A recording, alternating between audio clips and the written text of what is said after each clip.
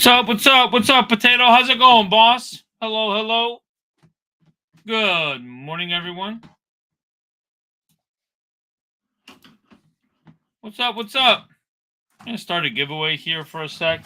Got some pretty cool 1, 2, 3, 4. Got a little play set of some snow-covered forests. All right, doing well. You guys, man, doing good, doing good.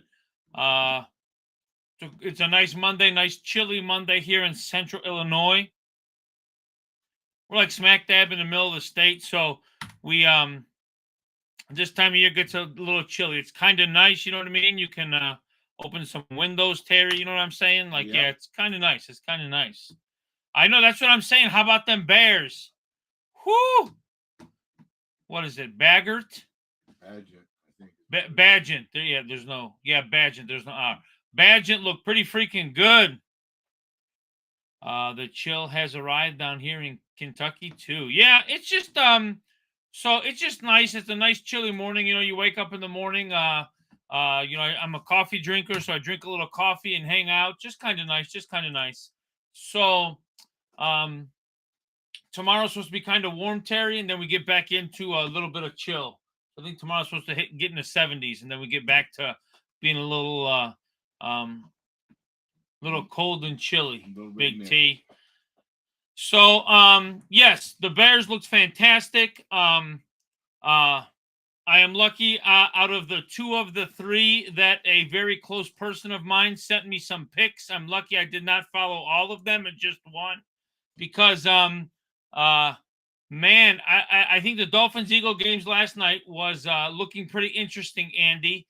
And I thought Jalen Hurts, I don't know if he was going to give it away or just kind of hand it to the Dolphins. But, man, the end of the 3rd and the 4th, they brought up a good point, Terry. Did you watch the game last night, Terry? Mm-hmm. And, man, they just wore them down, just exactly like they said. Yep. Those methodical 7-8 minute drives, Andy. The line was so much better for the line?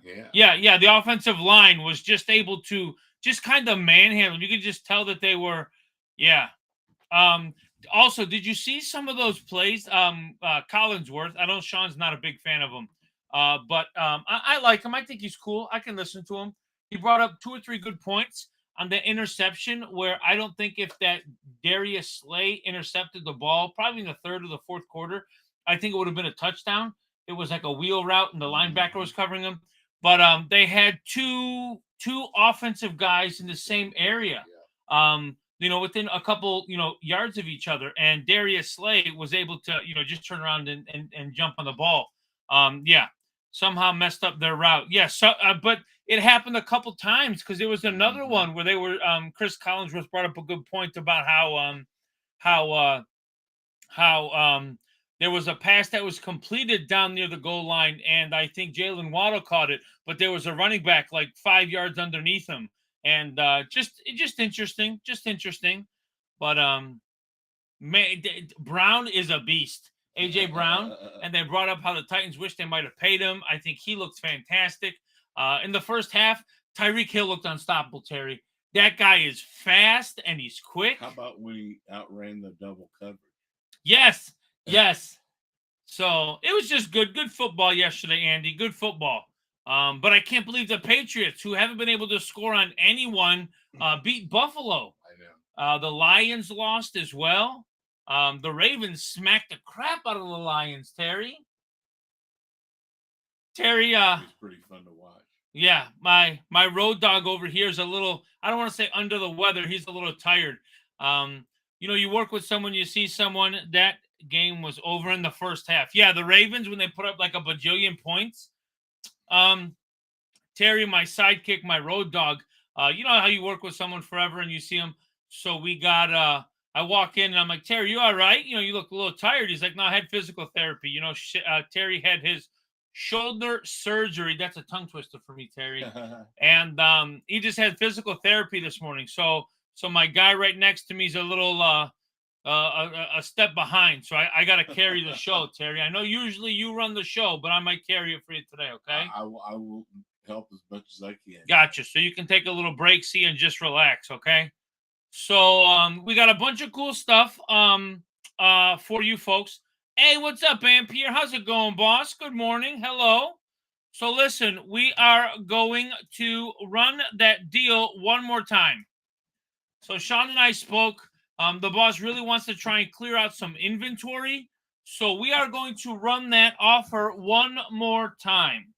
Any offer that you want to send, we'll accept. We got one more day of it. Yes, I know. Bring back Gideon. You got a bunch of OMG faces. I got you. I got you. I do have some auctions. I do have some auctions planned, and I want to try and do those. Hey, John, you sound like you're in good spirit. Yeah, MP, I'm pretty good, man. I'm pretty good. I'm doing okay. I'm doing okay. I'm a good spirit. Everything's cool. You're welcome, Boozin. You're welcome, Boozin. Bears won yesterday. Ampere, I got to put up a poll here, and I want to look over some MTG stocks. But Ampere, I guess my whole philosophy, and it's taken me a while to get, to this many years of lovely life. You know what I mean? Waking up in the morning, Terry and I have had this conversation, I think, Terry, about just being cool, being happy. You've got some breath in your air, and the sun is going to shine. I mean, overcast, but you know what I mean? Like, you can start your day. So I look at it like that, being a little positive, being a little bit of happy. Situation Terry and I talked about, it can always be better, of course. Terry and I would, love to be as rich as Sean every day. We'd love to, I would love to have handsome hair like Terry. I'd love to have cast like Terry. So a lot of my wishes are to be more like Terry. You know what I mean? You wake up every day. It's a good day here, Ampere. I like this little weather, but man, got some breath in my lungs. Sun is shining. I got a beautiful, amazing wife that I adore with all of my heart. My beautiful children got off to school. Everything's cool. You know what I mean? It's a good day. I do got to sit on the end of the bed a little bit, do a little bit of crack in my neck. You know what I mean? Wait a second and then get up. But it's a good day, man. It's a good day. It's a good day. But well, I mean, that is a good point. What about waking up and choosing evil? Like, I'm going to put my milk in the bowl first and then the cereal, Terry. You know what I'm saying? Yeah. Yeah, that's, I'm going to choose evil. I'm going to leave the toilet seat up after I take a piss for my girls in my house. Yeah, I'm going to just choose evil. One day this week, I'm going to try that, but you probably won't see me the next day because my wife is going to kick the crap out of me, all right? Or eat the milk. Oh, my gosh. What if you make a bowl of cereal, you put cereal, and then maybe you put milk in a cup, and in front of just someone else, another family member, your wife, your kids, whatever, you know what I mean? You take a drink of cereal, and then you spoon it into it. Yeah, just do them separately. Oh, my goodness. So, yeah. Well, but yeah, no, Ampere, it's a good morning. It's a good day. I'm happy. I got my buddy Terry here. We got a good show schedule for you folks. Check out the buy now section of the store. We are running the sale again. So, yeah, I know. I am not afraid of anything or anyone. You know what I'm saying? Maybe except for my wife if I were to piss her off. She'd be about the only person I'd be pissed off at. So outside of that, I'll take on the world. Well, maybe Terry. Not Terry's calves and his hair make me very scared. Dipping a spoonful of cereal into a glass of milk would be crazy. All right, so listen, we're going to do that one time. I'm going to try and do that and maybe film that with my girls. I'll have my wife in on it, and we'll do that. So you get dipping a spoonful of cereal into a glass of milk. Yeah, and just see what my kids say. Pouring milk into a box. Oh, my gosh. Can you imagine? You take your cereal, you open up at the top, you're holding your box. I'm just talking to my girls. I hope you guys have a great day at school. You know what I mean? What's for lunch today? And then I just take the gallon of milk and pour it in there and then maybe start spooning it out of the box. Oh, my gosh. I think my kid's face would be priceless. That's what I'm saying. Full gallon of box, do a little slushy back and forth. That's what I'm saying. Oh, my goodness. I did that when I was a kid. Yeah, exactly. My wife would be pissed now. My mom would be pissed now, and I don't even live with my mom. So I don't even know what we got on. Oh, just having a good day. Yeah, it's a good day. So yeah, you know what I mean? It's a nice day. My Bears win. Good day overall. Good weekend overall. My girls, I got to talk to Sean. I don't know if he's going to go, but my girls want to see Five Nights at Freddy, Terry. So I got to take my girls this weekend. PG-13. What? Okay. So I got to take Lily and Elena. We're going to go see a, yeah, I know. I agree. We're going to go see Five Nights at Freddy this weekend. But I agree. A box of cereal is $8. So to do that prank, it's going to cost you $15. You know what I'm saying? Yeah. In my defense, I thought I was saving a bowl. You know what? I like that. So, all right. We got another giveaway. I'll start another one over. We'll put up a poll real quick. And then we'll look at some MTG stocks. Again, any offer, I'm going to run it one more day, okay? We still have like 800 items in the shop. Any offer in the shop, we're going to accept. Terry likes these days. When we did this the other day, Terry's like, man, today was easy. And then Terry went home. He had a doctor's appointment. And Sean and I both looked at him like, yeah, it's easy for you because you did nothing. Your responsibilities during the show were a lot less. And then you went home. Shipping that day took what? Me and Ethan like 3 hours. So, want to say that, again, real quick, anything in the store, we're going to sell any offer. So Black Friday is going to be sales on food. Yeah, I know. I saw a meme that said all Black Friday places, everyone has a big screen TV or a flat screen. Can you put some groceries on sale? That's what I'm saying, Terry. Mm-hmm. All right. So we got a little bit of one more giveaway. Any offers in the shop, please feel free to take a look. We will accept any offer. Absolutely any offer. Send whatever offer you want, and we will accept in the Buy It Now section of the store. We're going to run this for one more day, try to clear up a little bit more of the shop. We probably sold over 300 items, Terry, in the store. So we'd like to try and sell a little bit more today. All right? Yeah, my wife mentioned that. I got you. So let me put up a poll. As I'm driving in, so I actually have a stack of cards, personally from me. Commandeer is going nuts. Yes. I saw Bring Back Gideon that people are playing Commandeer in Modern because you can steal someone's ring or someone's win con. So in the right deck with enough blue cards, they're running Commandeer because you can steal someone's ring and it doesn't feel so good and probably make people like Terry rage quit. So I got my poll is in regards to, I got a stack of cards, okay? And I'm selling these to the shop. I move them to the shop. I sell them to Sean at 10% of value. It's great. It's wonderful. I like it. It's a great system we got here. That's sarcasm if you can't tell. Sean takes care of me, but I move stuff to the shop to have stuff for the stream. So this is my personal stuff. This is my my 6th Commander deck that I'm not using. My whole point or my whole poll is going to be, do you sell cards? I have an ADD, an OCD, and an addictive personality. I'm sure most of us on the stream do. I love cardboard, but I physically can't play like 6 tuned decks with all this money. So I'm trying to acquire a Obi-Wan Kenobi double artist proof from the artist. It's funny. I don't know if I told Sean this, but I told my wife. This artist reached out to me.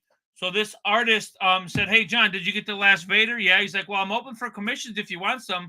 And I have a great idea for you. I'm like, wait, what?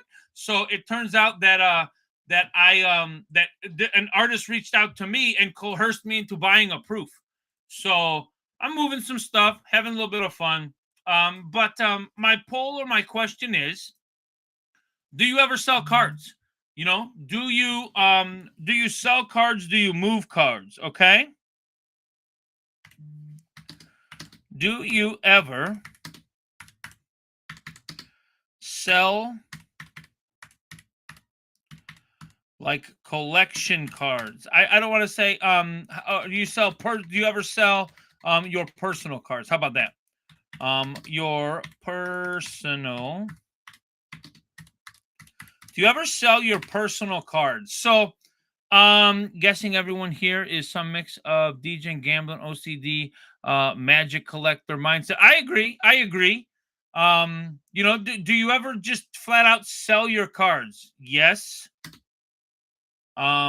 Use hobby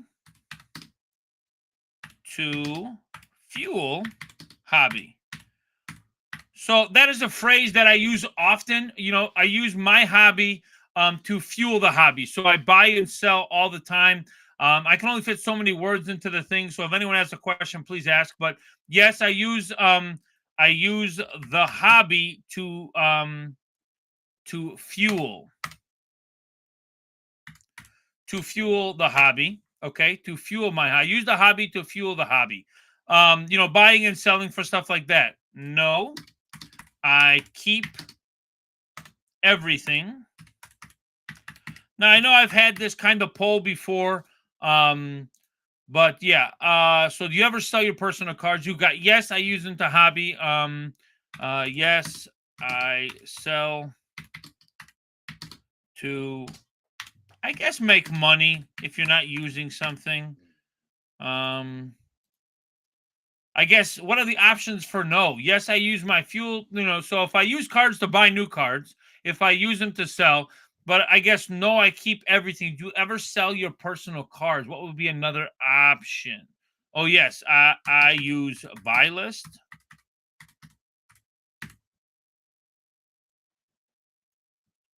Or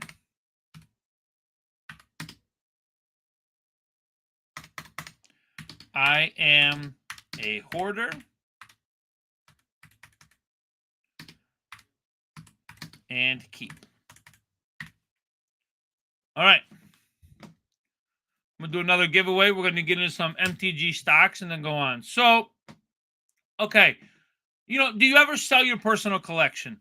It's a phrase that I like to use, like really into sports, and it generates over to Magic. Do you ever sell your personal cards? Do you sell your cards? I sell cards to buy new cards. If I open up packs or I acquire something or I move off of a deck, do I sell cards to buy new cards? And I'm kind of using the hobby to generate capital or to trade for cards at a shop or person to person. And I got to put in 5 or 10% of whatever my budget would be for the month. No, I keep everything. I just keep everything.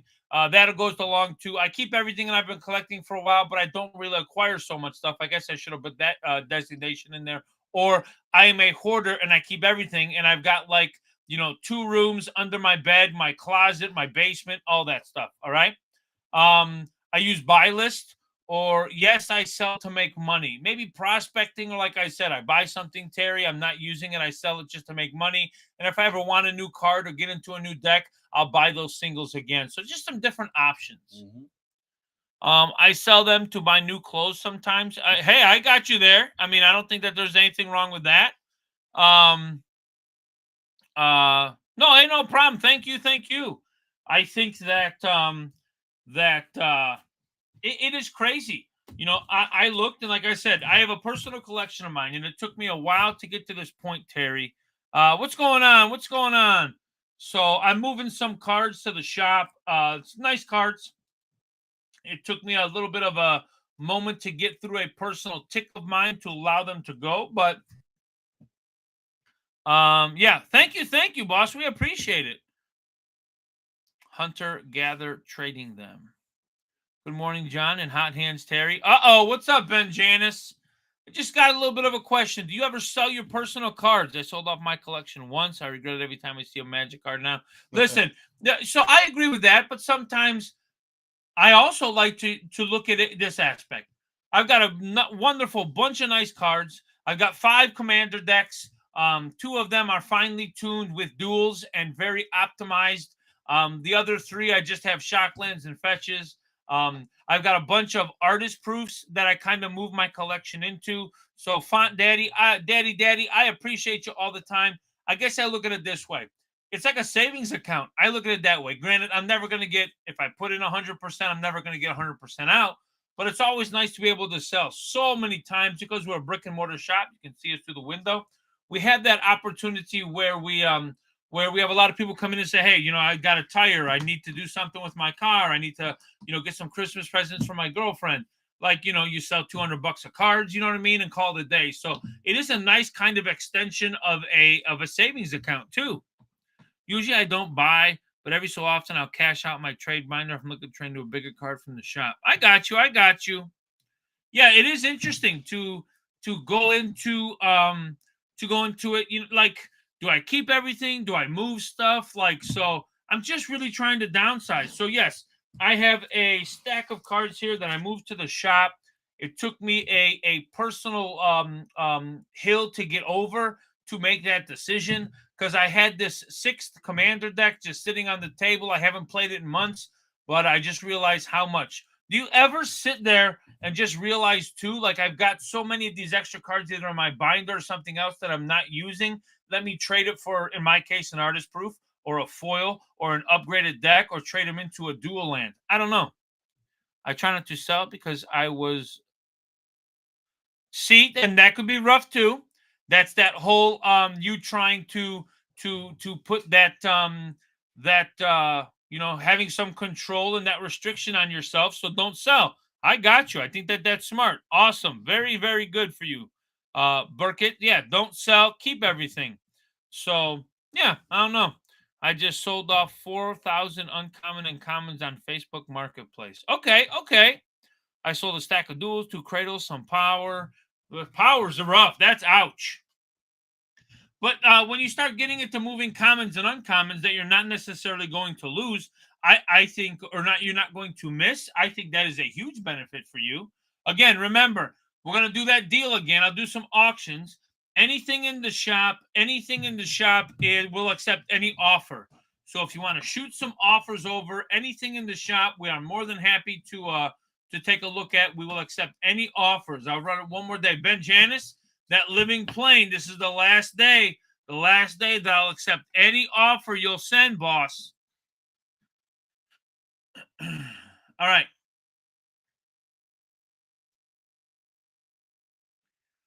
I'm going to run an auction after this. Very nice trip. Thank you. Let's get a little bit of March of the Machine here.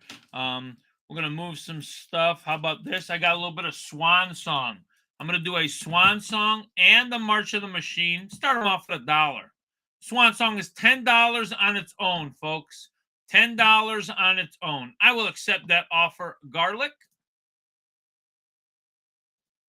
So I have got a Swan Song. They're $10 on their own. Again, a fantastic thing. Again, these came from me. I'm just not using them. Might as well try and get a proof. I've got a March of the Machine pack with a Swan Song. Honestly, one of the best counter spells in Magic. It is fantastic. 1-mana counters are very, very optimal. They're very good, very good. So I got a little bit of Swan Song and a little bit of March of the Machine. Again, take a look at any offers. We will accept any offers in the shop as well. I'll do one more auction, maybe see about if we can get into some other stuff. All right, so I've got that. How about, we've got some bigger stuff I really want to try and do. How about a Hallowed Fountain? Lands, real estate are always top-notch in Magic, folks. I cannot express to you enough. Getting a land base or lands, shocks, and fetches you can move between decks is ideal. This is a Hallowed Fountain. They do about $9 from RTR with the March of the Machine, but you never can have too many. In my case, I'm trying to downsize a deck because I want to get an Obi-Wan duel, Terry. Obi-Wan. Yeah. I like that. I had this artist. Where are we at? Gentleman Engineer. It's a Hallowed Fountain. It's a heck of a steal here. Bang, bang. So I had an artist send me this message, and they were at a Gen Con. They got consent, and they took a picture, Terry. When you get a chance, look at this artist, or look at this person dressed up in cosplay. He looks kind of like Obi-Wan Kenobi. Oh, he does. So he took these things, and this is a 1 card. This is a 2 card with the blue line. So I got the one with the lightsaber, Terry. Okay. So I sent him a message, and I said, can I do this one? Gotcha. Look at that. So That's cool. That's going to be, so he's going to make it a character like that. Neat. Yeah. All right. Is the ideal 5-mana base for CEDH 10 fetches, 10 duels, 10 shocks, command tower? No, it is not. We're just going to do a giveaway so I can get into some I want to look at MTG stocks. Okay. So the ideal 500 mana base for CEDH is possibly that 9 to 10 fetches. 9 is acceptable. You want to run for 5 colors. You want to run at least 8 or 9 possibly of your dual lands, a lot of people cut out either a Badlands or a Plateau. So a lot of them cut that out. You might, like for Najeela, I think I added in a Plateau for the colors because I think white to get me my Esper or to get me my Ranger Captain of Eos. So you don't typically run, you can run 9 or 10 fetches. You run 8 or 9 dual lands, City of Brass, Mana Confluence, Command Tower. Almost every single deck, if you can get away with it, you want to put in a Boseiju and an Otawara. They are absolutely huge and ideal for the format because they're not a spell. Boseiju or Otawara can do so many things, okay? So let's say we're looking at 9 fetches and 9 duels. That's 18. Mana Confluence, City of Brass, Command Tower, 21. Otawara, Boseiju, 23. Then you start running into maybe some of your other utility lands or something like that for 5 color. Some people do Exotic Orchard. Some people do Reflecting Pool, depending on what kind of commander. Like if it's a Kenrith or something like that, you want to run Ancient Tomb. Sometimes some of the Battle Bond lands are also good as well. In the shop that I play at, these mother scratchers got me busted up with a Blood Moon like you don't know how many times.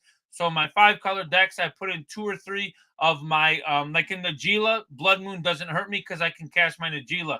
But I will throw in 2 or 3 basics as well. That puts us up to at least 25 or 26.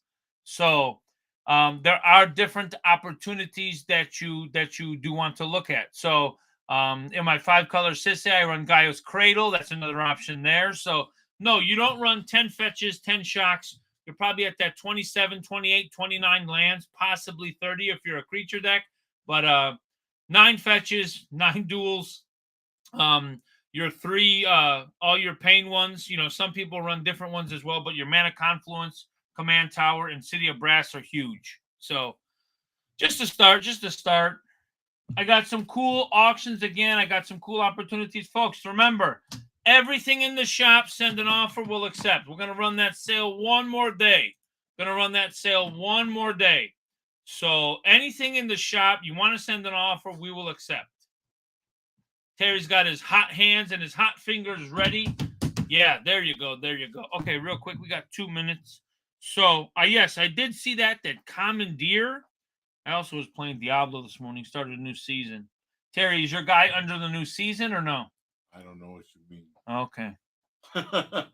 Got a little green floating thing around, and you can, I'll explain later, Terry. Oh, that's fine. It's a new season. They give you every 3 or 4 months. They try and give you something new. Did anyone reach out to you again about that sort? Not yet. Maybe they'll show up today. So, you want to accept that offer, Terry? Mm-hmm. So, not that I'm aware of, Ben, but I saw your messages, and if we can get the sword back to you, we'll get the sword back to you. But yeah. So, Relentless Assault. I think these 2 sorcery ones, this one and the other one, I think are pretty cool. Relentless Assault, it gives you an extra attack phase, like in a Corvold or a Paco and Halden. I think they're pretty cool. We're seeing some Cyber Conversion. This card looked really good from the Doctor Who series. Turn target creature face down, and it's a 2/2 Cyberman artifact creature. So pretty cool. Grand Abolisher. Only going up to $10. Remember, that was crazy, but the reprint. Everybody Lives extended art. Excuse me. Everybody Lives. I am seeing Bring Back Gideon. Don't know if you are a fan, but I'm seeing a bunch of people playing this Everybody Lives in extra turns. So you play your Final Fortune in any kind of extra turn deck. During that, you actually that's my Diablo for Facebook group chat. You play Everybody Lives after you are on your final turn, extra turn, and you don't lose the game. So, and then you use your Underworld Breach, play it again, play your Everybody Lives. It's just really, really, really crazy synergy. Everybody Lives is seeing some definitely interesting options in a bunch of different things and a bunch of different decks. This dinosaur, people at the shop are really trying to, very degenerate. People at the shop are really talking about this dang dinosaur. That dinosaur, displaced dinosaur in Surge foil is kind of gross, folks. Let me do, I'll do one more. Again, any offer in the shop we will accept. Going to try and give it one more day to try and clean up a little bit more. We'll add more tonight, but just want to try and give it an opportunity, okay? All right, we're going to do one more giveaway. Anything in our store, send any offer, we will accept.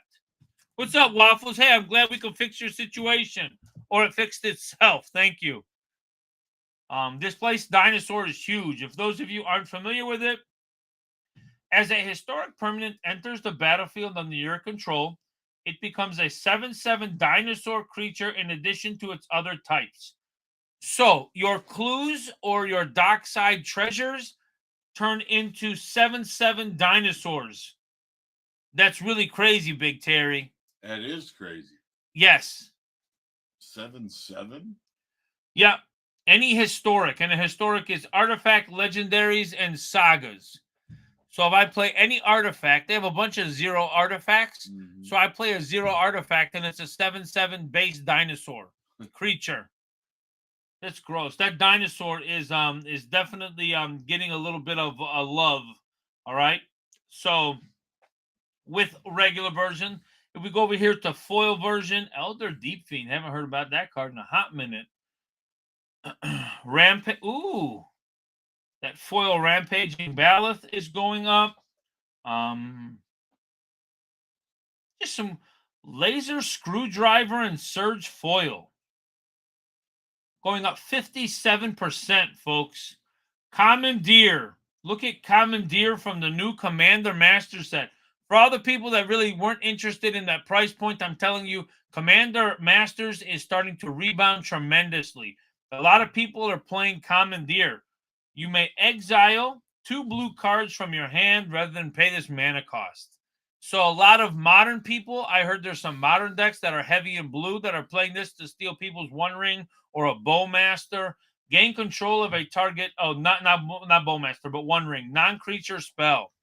But Commandeer, I have a guy who plays it in Yuriko and it sucks. Kicks my ass.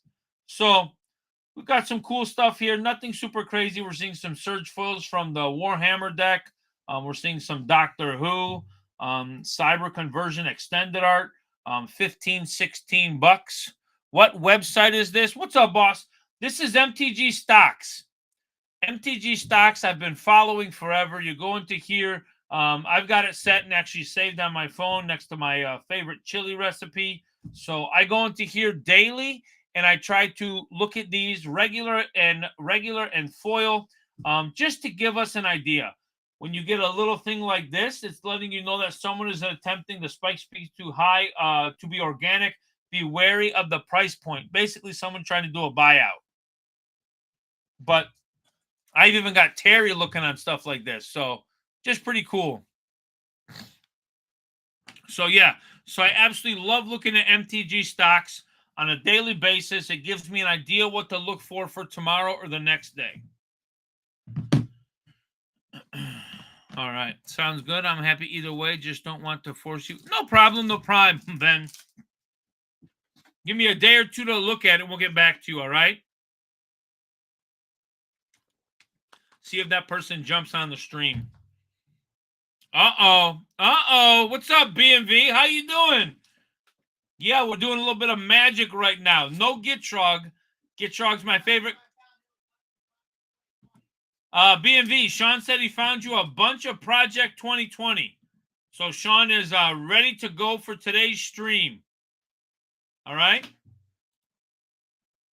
Doing good. How was the card show? It was okay. A little slower. Right. A little slow, but it was all right. Yeah, a little slow, but they said it was all right and they enjoyed themselves. Sean picked up a bunch of stuff and BMV picked up a bunch of Project 2020 for you.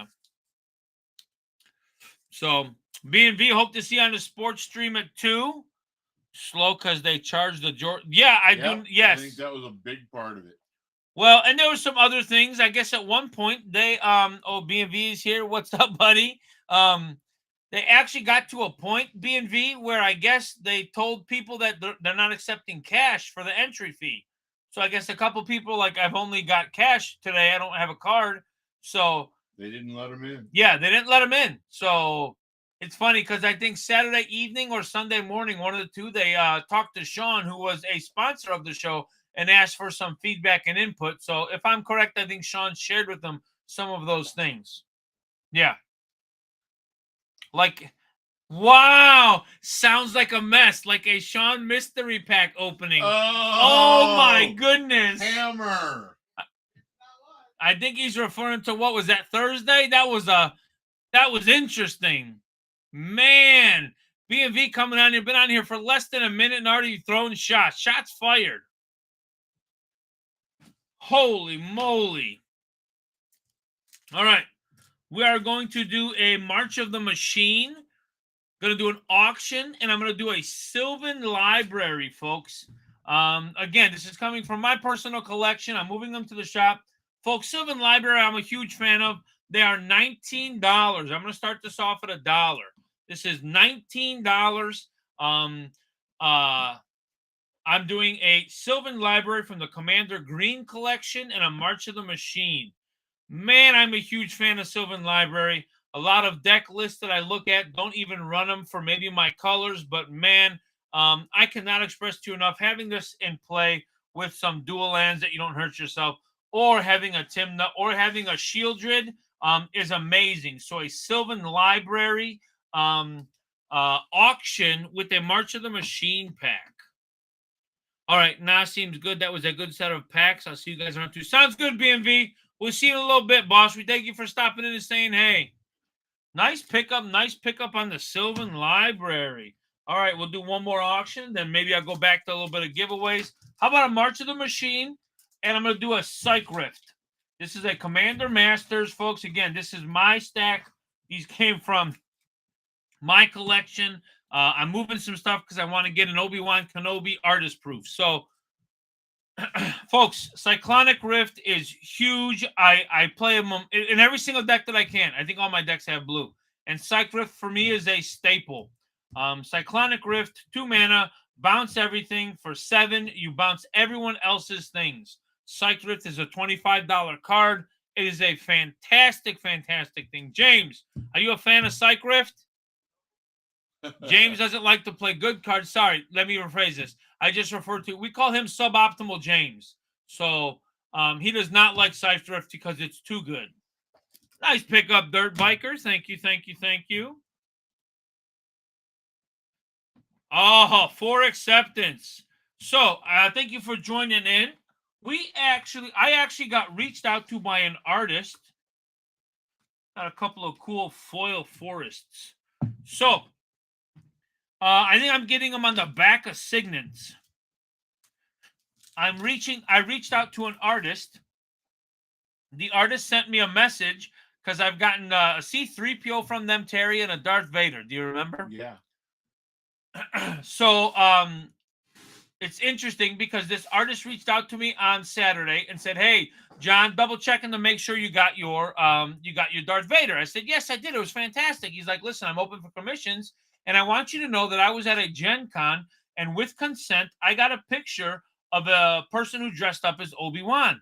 So I got a picture for some reference points."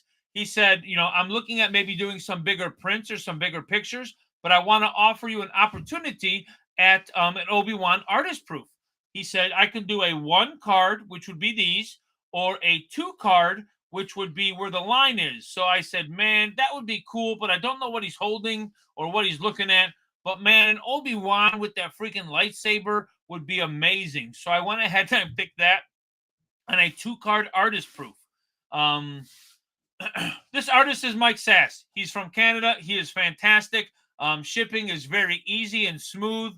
So he just went back and forth, 2 and 1 card options. I think I'm doing them on Signets. Yeah, so I think I'm doing them on Signets. Simic Signets or Boros Signets. He can pick. So I just want to say, man, I love dealing with this artist. So, I mean, he's expensive, but his paint is crazy. I've dealt with him before. Let me see if I can find some opportunities to show you my last 2 works, but they are fantastic. So I am getting an artist proof. That was a Grogu that I got from him prior. Oh, dang it. He didn't have any. So, yeah. So I'm getting a Obi-Wan Kenobi on the back of, I think, either 2 Boros, 2 Simic Signet, or 1 of each. I told him he could pick. He also does Teamer Sabretooth.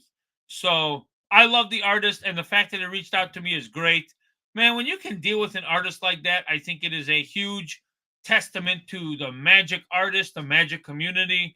My wife said he probably also needed some money. Oh, sure, yeah, it's a great quick payday. You know what I mean? So they're not cheap. They are not cheap. But I love me some Star Wars artist proofs. I love me some Star Wars artist proofs.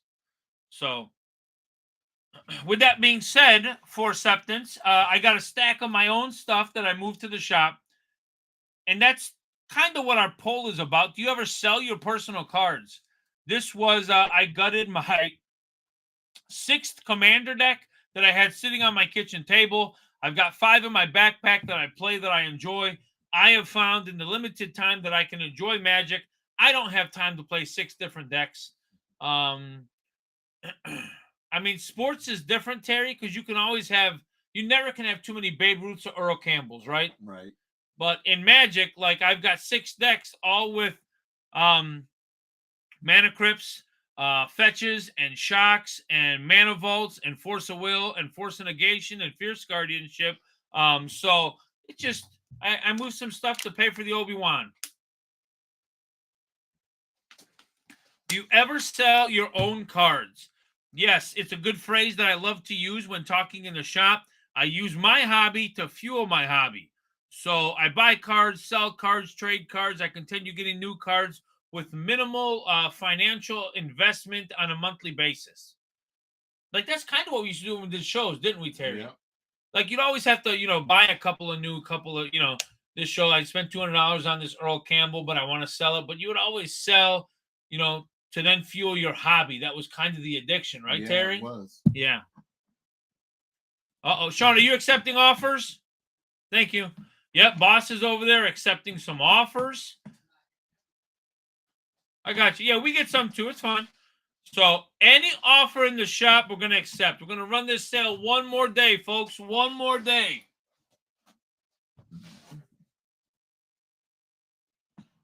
I sold for the Vegas. Yeah. So, it's like, do I hoard? Do I keep everything? Do I sell? Do I not sell? It is a very, very, very interesting and could be stressful for some people, but I just feel better after I do move some stuff. Sure. All right, bring back Gideon. Look at that. Bang, bang. All right, folks. I've got a Force of Negation. Force of Negation, going to throw in a pack of March of the Machine. They're $40 on their own. I'll start it off at $30, folks. Force of Negation at a little bit of a discounted price. Again, a fantastic card for Commander or for Modern, whichever one you choose. They are $40. We're going to start this off at $30 with a pack of March of the Machine. Force of Negation came from me, from my personal collection. I can't play 6 decks, so I'm moving it. Can't believe you play 5 decks. I know. Trust me, it's a lot. It's a lot. And 5 is a lot. I don't know. So I guess, Terry, the whole point of this, the interesting part about it is because Magic has been around so long. That's a nice steal. Nice pickup, bring back Gideon. Thank you. Thank you.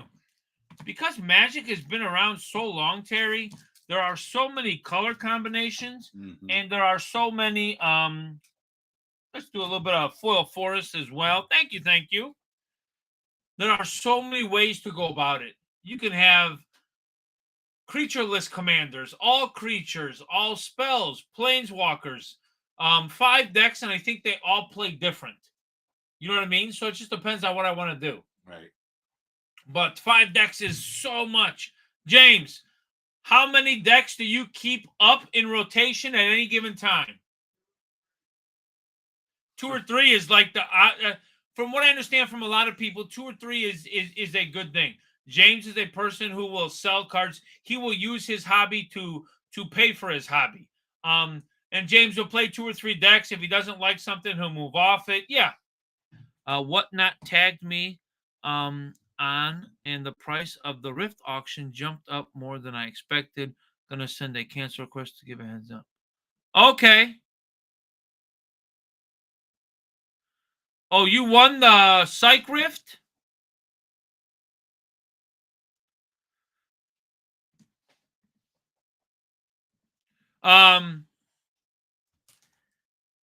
Dirt bike. Okay.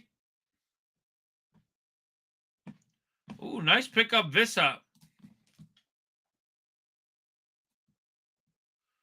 Renin 6. Nice pickup.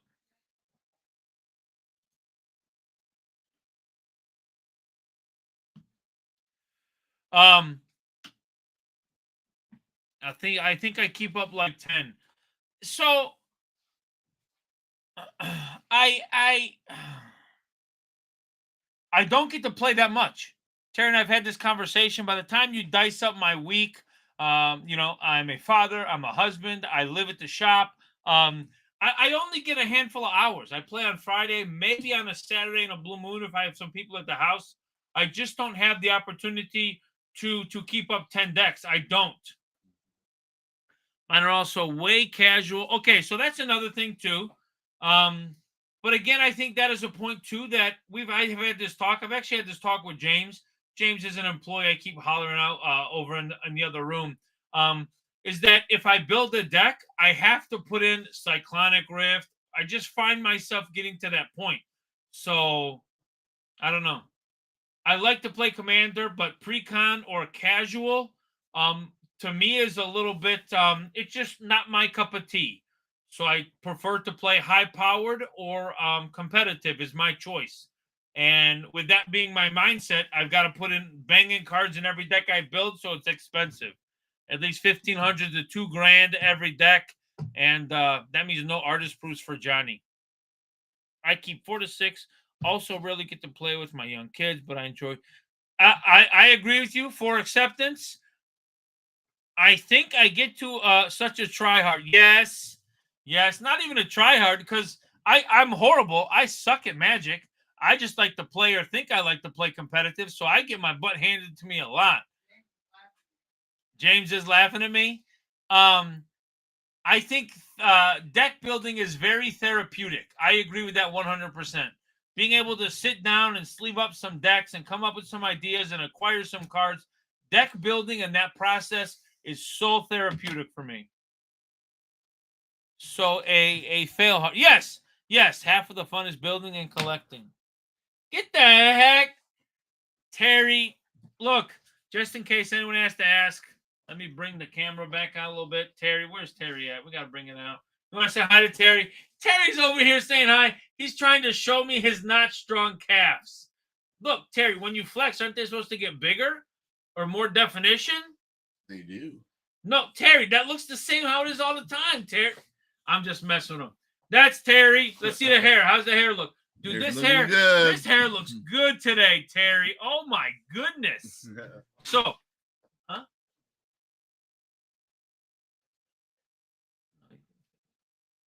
I'll be running. It's fine. All right. He's getting ready for Santa school. Oh.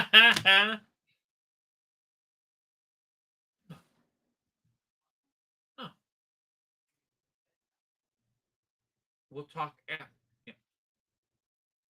Yeah. Terry's hair looks very, very good. So, I had to bring some water. I thought about stopping to get a drink. I had drinks on the kitchen table that I wanted to bring because we're in between that. What? Oh, you don't?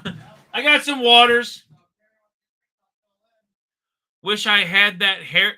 Look at that. Look at that. They want to trade a pack for your hairline, I think. Any Sea Rift or Force of Will. As a matter of fact, I think I'm going to rerun. I think we canceled the previous Sea Rift. I'll run a Sea Rift here right now. All right? All right. Punk Gnome. Very good. Yeah, I'll rerun the Rift. So I've got a March of the Machine, and I got a Cyclonic Rift. And I'll actually do a Force of Will.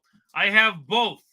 So I'm going to start this off at $1. This is a Cyclonic Rift and a pack of March of the Machines. Ooh, Renin 6. So yeah, so again, I think it is a great card. If you ask, we call him again in the shop, non-optimal James. Him and Jeremiah are close friends with deck building. But James doesn't run Psych Rift. He said it is too good, and if I'm gonna win, I want it to be hard and difficult and strenuous for me, and not fun for everyone else. Psych Rift, 25 bones. I run them in all of my decks. These actually come from me. This is my personal collection that I'm moving to the shop because I want to get an Obi-Wan Kenobi artist proof. Terry, why are you playing, Terry? Because Johnny's addicted to Star Wars artist proofs. I am addicted to Star Wars artist proofs. Yes, 100%. Nice pickup, nice pickup. All right, I'm going to run the Force of Will. This is a borderless Force of Will. I'll throw in a pack of March of the Machines. I have got a Force of Will borderless. They're pretty nice, pretty spicy. $48 is what they go for. I'm going to start off at $40. All right, folks. So I am moving some cards of my own to try and acquire a Obi-Wan Kenobi artist proof. And yeah, so I'm going to start off at 40, folks. Here we go. Borderless Force of Will. Bro, you always have the amazing deal. We try to. We really try to. It's a borderless Force of Will. I'm starting at $40. They go for 48 bones, folks. Lopez, I try to give deals, man. That's just what we do. We run deals. $40. Someone's asking for a Force of Will. Here we go. You want to go get drinks, Terry? I can if you'd like me to. Up to the boss. I don't know. Boss, do you have a drink? I'll go get them if you want me to. All right. Nice pickup. Nice pickup. What are the APs? Uh-oh. Uh-oh. So I'm trying to get a Obi-Wan Kenobi dual painted artist proof that's going to cost me like a super arm and a super leg. All right, I've got a couple of artist proofs that I brought in here. Ooh, some with art. So I got some cool artist proofs that I am moving to the shop, or I have moved to the shop. All right, I got some more in the stack. Ooh, Bowmaster. All right, folks, I'm going to start off a Freed from the Real artist proof. I took apart my Tim Thrasios deck. It was just sitting on the shelf in limbo. Didn't know where I wanted to go, so I had the Bloom Tender and Freed from the Real combo in there. I am going to move my Freed from the Real blank artist proof. So I've got a Freed from the Real blank artist proof from the artist. It was in my collection. I'm not using it, so I'm moving it to the shop. We're starting at $1. I've got some other artist proofs that I'll do here soon. Any sliver precons? We do not. Gentleman Engineer, we don't have any of those Commander Masters Commander decks around. I apologize. Whiskey, I think you mean where's the Gitrog? You have to sell soup.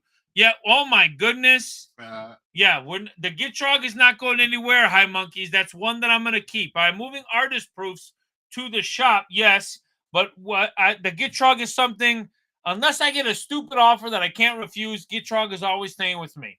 That's just how it goes. Right, Terry? Right, Johnny. Right.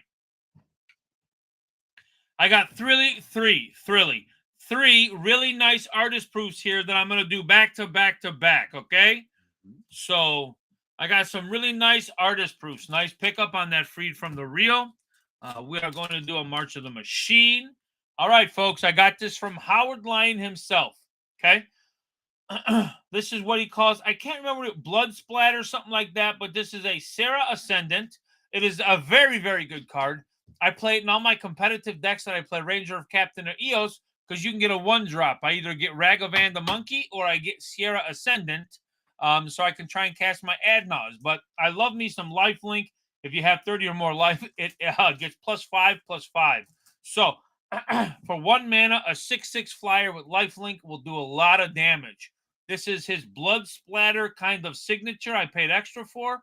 It is a blank back artist proof, very sharp. I moved it to the shop because I was able to get in line for a commission for the Secret Lair from Cozy Dan with full painted art.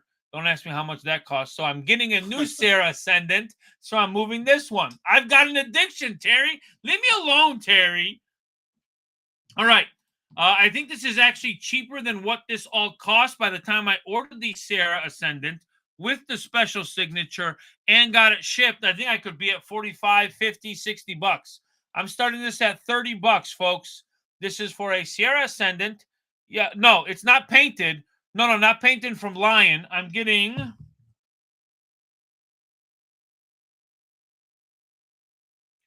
$30 start, folks. $30 start. If it doesn't go, that's totally cool, but it is this is the one I'm getting that I was in line for. Sarah, not C, yes, Sarah. So I'm getting this Sarah Ascendant with full painted art on the back from the Secret Lair. What do you want? Huh? What do you want to drink? Large diet. Is that cool? Yep. Sure. I'll try one more pack. We'll try 2 more packs on March of the Machine. All right. I'll try it one more time again, folks. It is a nice artist proof. It is a blank. It is a playable card, but this is cheaper than what this cost at $30. By the time you get a Sarah Ascendant with the art or with the special signature, if it doesn't go, that's cool. Yeah.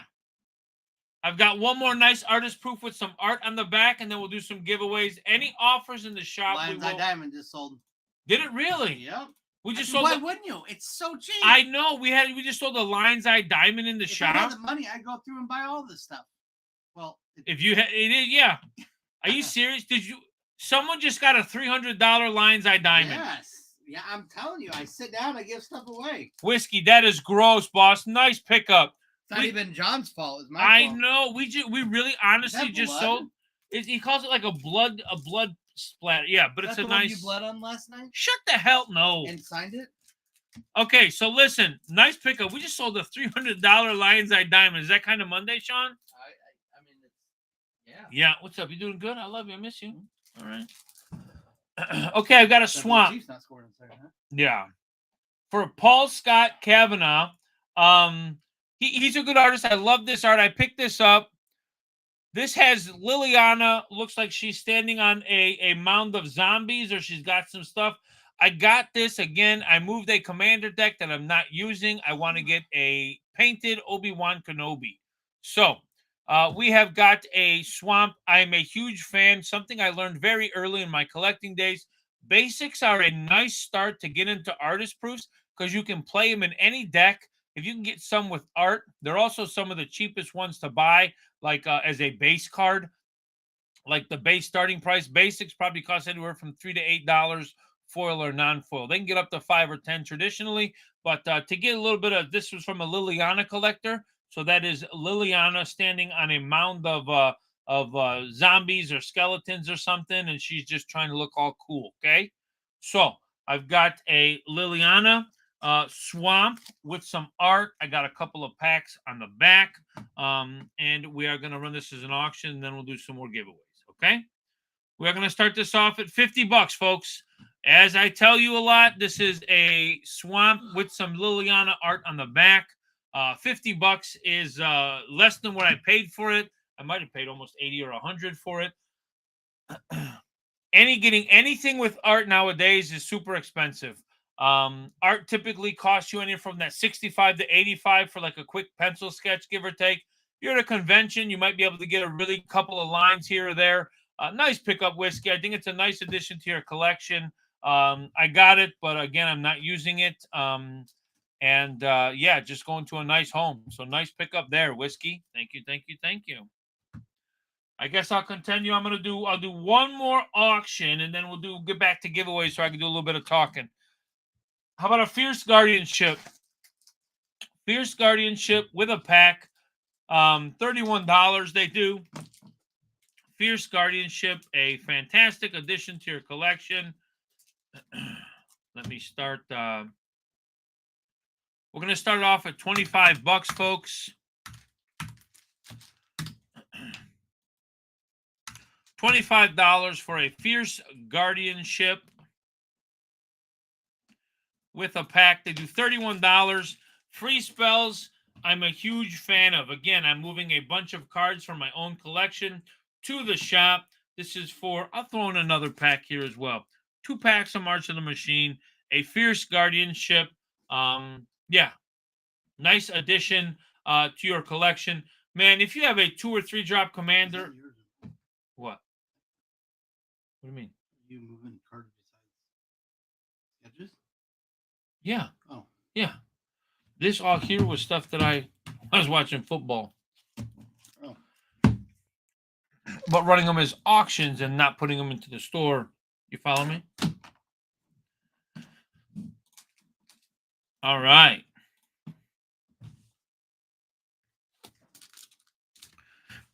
This was the stack that I moved to the shop. And I did some artist proofs in there as well with other things. I thought you were doing a bunch of artist proofs. Huh? I thought you were doing a bunch of artist proofs. We already had some. No, I thought you were moving a bunch of artist proofs. I moved the deck. But not artist proofs. Some in there, yes. Some in there, yes. I mean, you want me to move artist No, proofs? I Just trying to figure out what's going on? I thought you were doing a bunch of artist proofs in the shop. I moved some that I'm not playing. I think there's some other artist proofs in here. Ooh, we got some nice stuff. But yeah, so I sold this to the shop to pay for the Obi-Wan Kenobi. Yeah. So anything in the shop, we will accept an offer. We have a ton of stuff in the shop. The buy it now section store. We sold the Lion's Eye I'm just Diamond. gonna be shocked that you're moving a bunch of sketches. Oh, I got you. I got you. No. I don't know if you heard me, but my 6th deck was sitting on the kitchen table. Yes. Is that Squish Camp? What's up, Squish? As a matter of fact, I'll run some of these too. If there's a mana crypt in the store, yes, make an offer. What's up, Squish? How's it going? Good morning. Yeah, I'll run a Ristic study here as well. Yes, send any offer on anything in the shop and we'll accept it. Doing good, Squish. It's a good Monday morning. Having a great day, having a great time. Got my best friend and my brother Sean next to me. It's a good day. A little chilly here in central Illinois. But outside of that, it's a nice day. My Bears won yesterday. No, I was going to go that route. But again, I can't play 6 decks. And then like everyone else has 2 or 3, and I just can't play 6 decks. So I had a deck that I wasn't touching on the kitchen table. So I decided to move that to the shop, Sean. I know. And that's where I got to the point. If I moved artist proofs to get another one, it's kind of counterproductive. So, yeah. I was kind of thinking, but I didn't.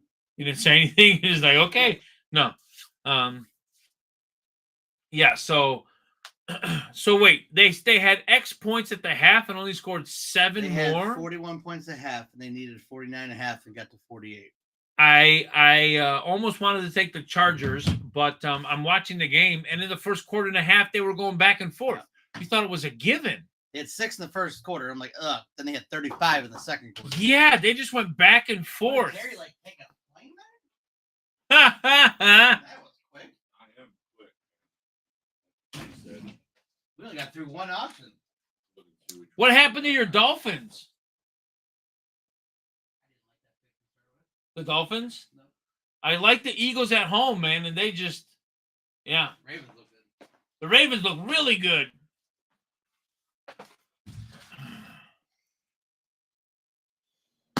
Uh-oh. Made an offer. We made an offer. We will accept that. All right. Oh, Terry. Thank you, boss. Mm-hmm. Ah.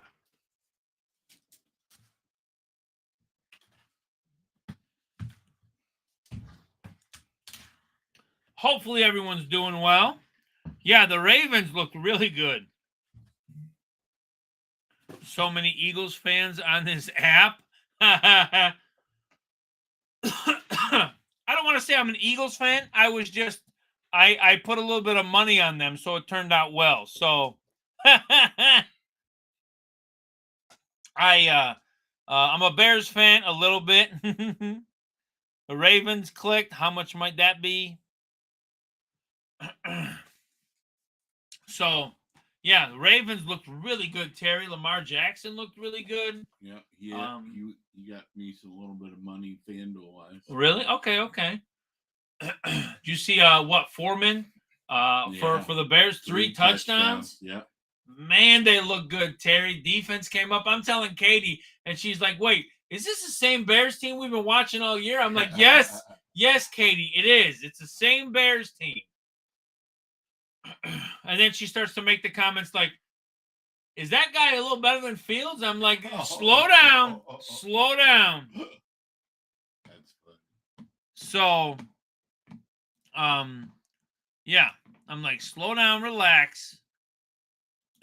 I don't know, Terry. I don't want to say yes or no, but man, it was hike, quick passes, very, very decisive on where he wanted to go with the ball. I liked it.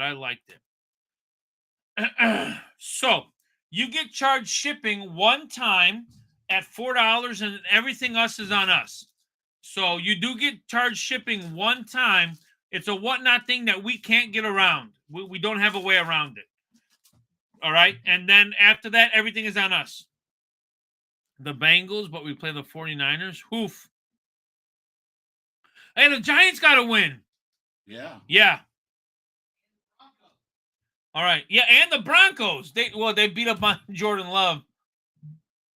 All right, Ristic Study and a pack. I'm going to start off at $25.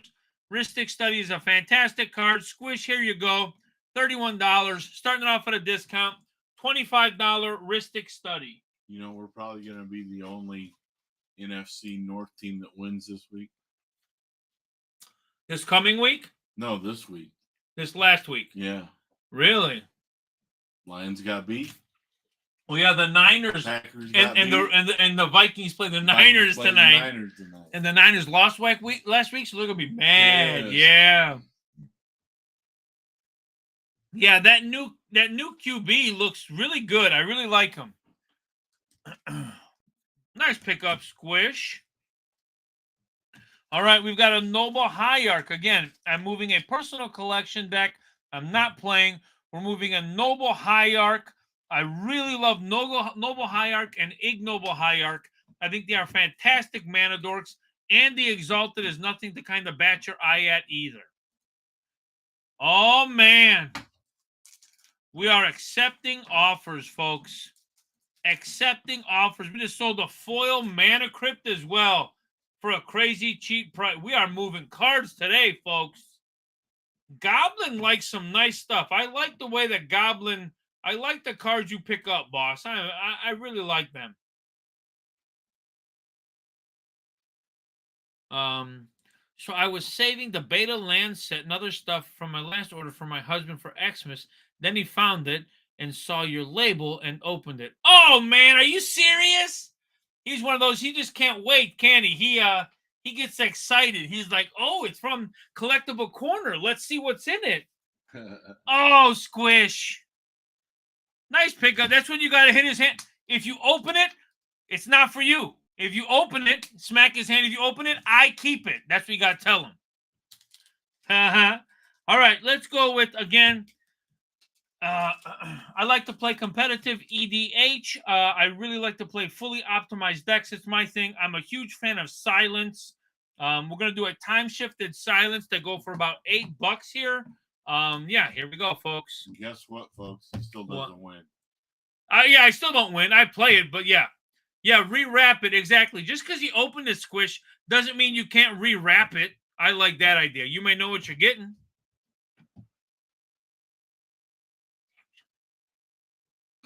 Sorry, folks, if you can hear that. Terry's busting my chops.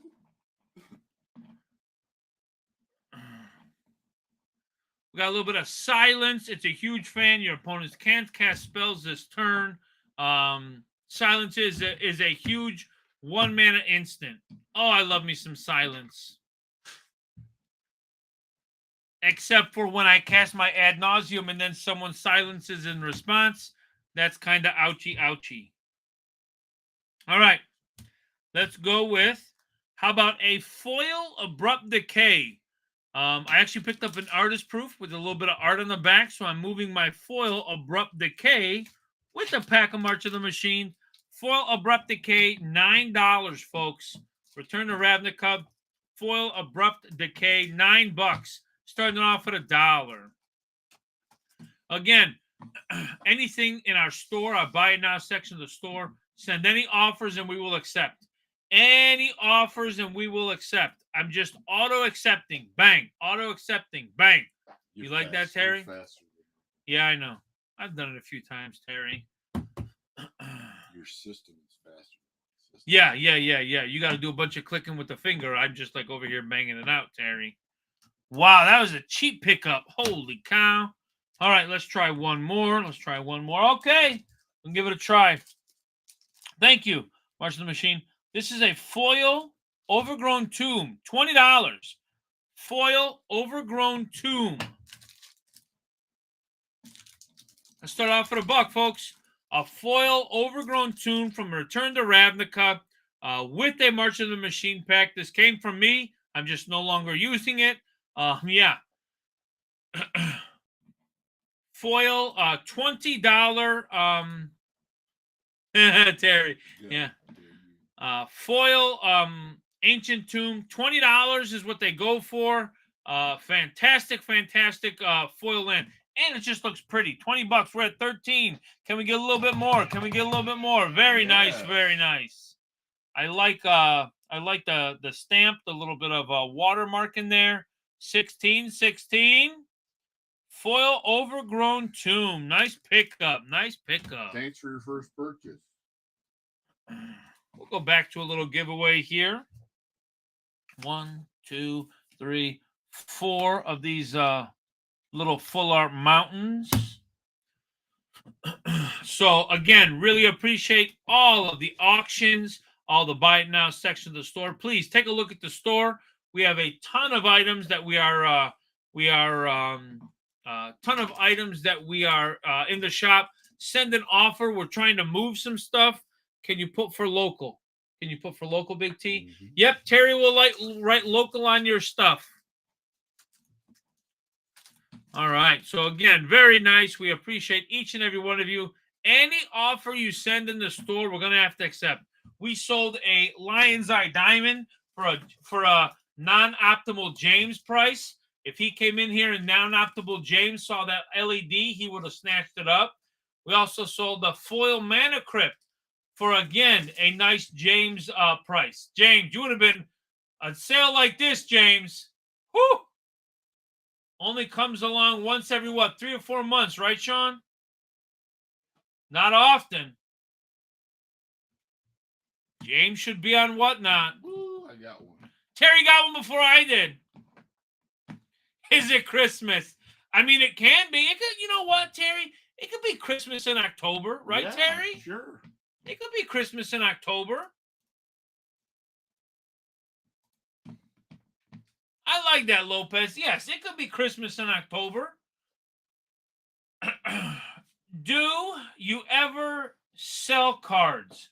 Do you sell cards to fuel your own card hobby? We all love Magic cards. You can give this one there. We all love Magic cards. We all love all this stuff, okay? So, do you ever sell your cards to buy new cards, to trade new cards, or do you ever trade cards, whatever you may do? Do you keep everything? You know what I mean? But you don't open a ton. Or I am a super hoarder and I keep the Fat Pack box. I keep the wrappers. I keep the instruction booklets. I've got every single die that I've opened out of every pre-release kit. Are you like that kind of a hoarder? I use buy list or I sell to make money. Whether you're a prospector or maybe, like in my case, I'm trying to raise funds for something, but I guess that could be used my hobby to fuel my hobby. But I'm not trying to get extra cards that I play. I'm trying to get an artist proof. I don't know where that stands. But in your case, what do you do? You know what I mean? Do you just keep everything you open? Do you have a bang and trade binder that you use? I don't know, Terry. Terry, if you did Magic, what would you do? I would use cards as fuel my. So the same concept that we talked about, like maybe using for sports. Right. I got you, Big T.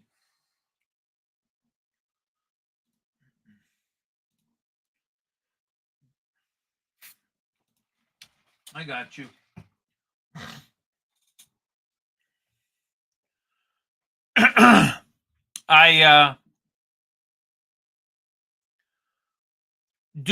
I'm sure you found it. I found in the last month, I have had so many opportunities come up for cards that I want. And that, so sometimes, I'm sure the same way for sports for you, Terry, there's this lull, like a roller coaster.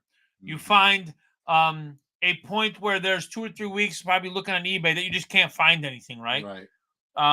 At that point, would your cardboard addiction or your love for the game force you to buy something, or would you have some constraint and some control? I think I'd have a little control. And you'd wait? Yeah, I waited for things I really wanted. Hey, Sean, did you ever think that Terry would say he would have control of buying cards? Exactly. So I'm just playing, Big T. I'm playing. So I agree. Like, so you're looking on eBay for sports cards, Terry. You don't find anything. You think you can hold off for a week or two. Like, there's just nothing at a price point that I feel that I could use or want, correct? Right. Now, on the other end of that, like in my case, in the last month, I've had so many commissions come up. I'm sure it's the same for you on eBay for sports when you collected, that you would find like everything right. in a 1 week span. You're like, all of my card funds are gone, and now I'm dipping into like non-card funds. Right. It's been like that for the last month for me. And then the shop's got all these dual lands, and I just want to offer Sean shows for dual lands. Dual lands are so pretty. James, do you play dual lands? What? You're like part CEO of Collectible Corner, James. What do you mean? Too strong? So no duels and no Psych Rift. Can't what? You play tap lands? Oh my goodness. All right. So let's do an auction. I've got a Borderless City of Brass. They do about $14. A Borderless City of Brass. They do about $14. We're going to start off at $1, all right? Got a Borderless City of Brass that came from me in my collection. I'm just not using it. I want to get an Obi-Wan artist proof. Dual lands aren't that much of an advantage. So I see where you're coming from. In a 2 or 3 color deck, you're correct. I guess, hey, what's up, Mr. W? I guess in any deck, you can get around it, okay? I made a few offers. Buy now purchases, also for local. Sure thing. Anything that we put in will be into your local bag. Sure. Nice pickup. Thank you. So, I do not disagree with you. Now, in a 4 or a 5 color deck, let's say in my Najila deck, when I had it before I got duels, it would hurt the crap out of me, especially in a deck where I play a shock, and then I play a Sylvan Library, and then I use some fetches into shocks. I found myself at like that 26, 27, 28 life very often. So I know that they're not worth it. I understand. But I guess in a certain situation, if you don't have life gain in your deck, it really can make a big difference. Now, for me specifically, in the decks that I'm talking about running dual lands, I love to play ad nauseum in a competitive level. So any kind of life that I do not need to lose is a benefit for me. But yes, I have 2 optimized decks, and I have 3 with fetches and shocks. They all run the same. I agree. If you play Legacy, then they're almost a necessity. Yes, you do need your stuff, unless you're on like Death Shadow, you do need an opportunity to where you have them. Listen, I'm also a fan of proxying. We do a lot of proxying in the shop. I think you should proxy stuff like that as well if you don't want to get into it, or just run fetches and shocks. Me personally, though, I've got OCD and ADD, so I've got to have some dual lands. That's just me. Played the new Doctor Who Precon, and it was playing tap lands every turn, and it was crippling. So if I could definitely see the benefit. I got you. Oh, it hurts. Get that. It's like soft Jello, Terry. So That's another thing too. If you're going the non-optimized James route and you're playing a tap land go, you're always going to be a turn behind, right, James? He's smiling. So, yeah, that's got to be rough. Especially, so again, I guess matching your play group, that's another thing. Maybe that could be later tonight or tomorrow's phrase or poll. Matching your play group. If your play group is playing other Doctor Who decks and everything is a tap land, then you're on par. But if you're playing a, kind of upgraded above casual or even casual, but everyone else is playing fetches and shocks and you're playing tap lands, that's where it's got to feel really rough. You know what I'm saying, Terry? Mm-hmm. So I guess at least trying to be on the same level as anyone else, right? If Terry comes with his finely tuned deck, then I got my precon, and he's got dual lands and mana crypts and mox diamonds and kicking my ass, and I sit down with James non-optimized James, tap land go, and by turn 4 I've got one creature out, and you've got a whole board. It's a little different. So I guess matching your play group is huge. All right, what we got? I just started branching out into fetches. We just started playing. Okay. When I first started getting into Magic, it was a long time ago, way when I was a little wee young boy. Don't play with me, Terry. I got in when Masters 17 came out. Sean, again, he's been my best friend for over 23, going to be 24 years now, like this December. So I've known Sean forever. He's been a wonderful mainstay in my life. Well, he's owned the card shop forever. So I got into Magic, and he's like, John, buy these Modern Masters 2017. So I would buy a box. I worked at McDonald's for like almost 26, 27 years. I left McDonald's to come here and work for Sean. So I left my McDonald's job, paid me well. I was a store manager. It's the only job I ever had. Started off when I was 15 years old. Everything was cool. I left McDonald's and I came to work at a card shop with Sean. I switched all my sports cards into Magic cards. That's how my story started. So then I did Magic. I love Magic. My kids never want anything to do with my sports cards. And I switched to Magic because I can actually hold the cards and play with the cards. All right. So 2017, Sean, my lovely friend and the owner of the shop, gets me to buy some Modern Masters 17. Great. I buy boxes and I open up these cards.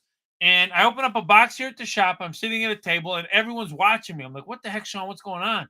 And he's like, they want to see what you open. I'm like, this is what Magic people do? Okay, no big deal. So I hit fetches, Misty Rainforest, stuff like that. And I remember him telling me that a guy named Theo, who's sitting right next to me, Theo probably paid $20 on that Misty Rainforest. So I looked at it and I'm like, tap, pay 1 mana, sacrifice, go get a land. And I'm looking to myself, why do I want to lose life to play a land? This seems so stupid. Yeah, I don't want this stupid Misty Rainforest. So I sold it. So for the first year of my Magic life, I sold fetches. And when I read a shock land, why in the hell would I want to pay 2 life to have this come in untapped? This seems ridiculous. So I got to a point where then I realized that my life total, I had to protect it. Like I'm sitting here coming from maybe a more analytical background. Why would I want to lose life to play something in the game that I can play and not lose life? So yeah, don't see value in those lands. Then exactly. So I'm sitting here so then, I played a couple of Modern. I came in with a mono black deck because I didn't want to get fetches and shocks. I think I might have even played against James. And I thought I was the bee's knees. It was all awesome. I played this mono black deck and I'm just like, this guy plays, Bloodstained Mire. I'm going to at your end step, I'm going to fetch and go get a card and then fetches and shocks. And I'm like, so there's a chance that you can pay 1 for a Misty Rainforest and then your Overgrown Tomb is 2. So you've lost 3 life. I just seems so ridiculous to me. And it took me I did not see value in those lands. Very true. Probably traded them away. Yeah. Oh, exactly. I traded them and sold them to people like Terry. Yo, John, you don't want that? I'll give you $15 for it. Sure, I don't want this stupid land. I got to lose life to play it. I also didn't realize how good crop rotation was. And everyone's like, that seems so stupid. Why would I want to sack a land to go get a land? Duh. Oh, and then I realized Ancient Tomb, Temple of the False God, Gaia's Cradle. So, yeah, all that stuff came up. But So yeah, so then I did realize that fetches and shocks, it took me a long time. There's two things I learned. It took me a couple of years to really understand this. Number one, your life is a resource. In a 60 card deck, modern, standard, pioneer, 20 life is a little rough. I agree with that. Okay. In Commander, oh my gosh, 40 is forever. So there are two things that took me a while to realize and to learn. One is that life is a resource and you should use it as so. Being able to translate life from a Necropotence or a Phyrexian Arena into cards is amazing. That's number one. Traded my first edition Charizard for Mewtwo.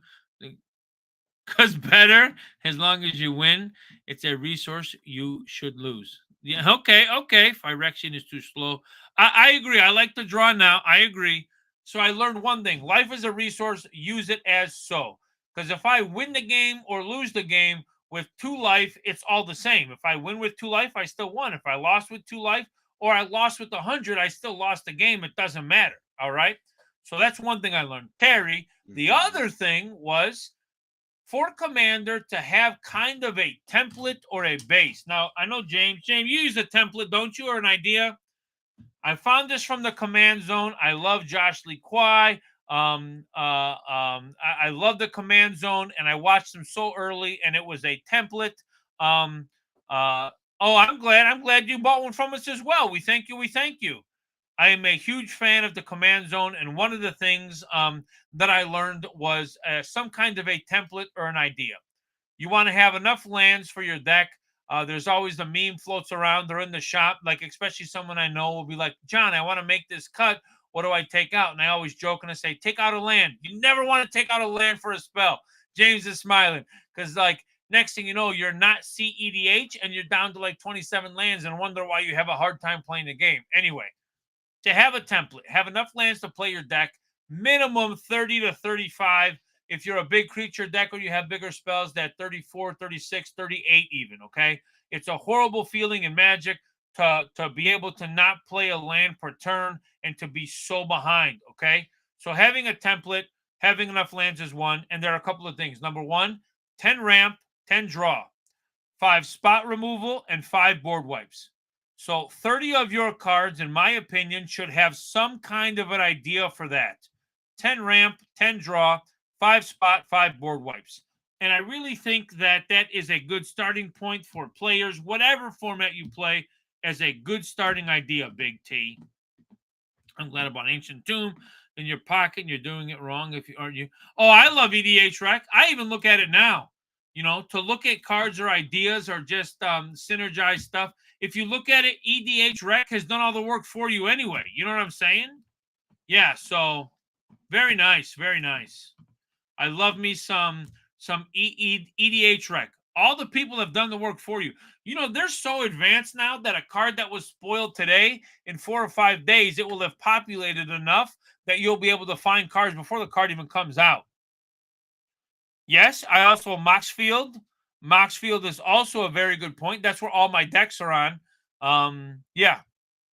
So I really am a huge fan. Use a template, folks, if you're building. It is the worst thing in the world. And I think we talked about this, Terry, when you played Arena, that after 4 or 5 turns, you had like 1 card in hand, and it wasn't anything that helped your situation. Right.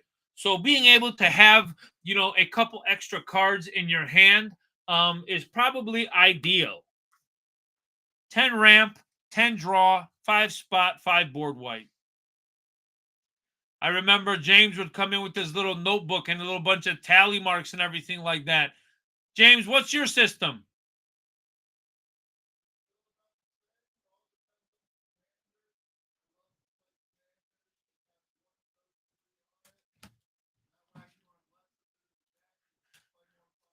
Gotcha. Come here for a second, James.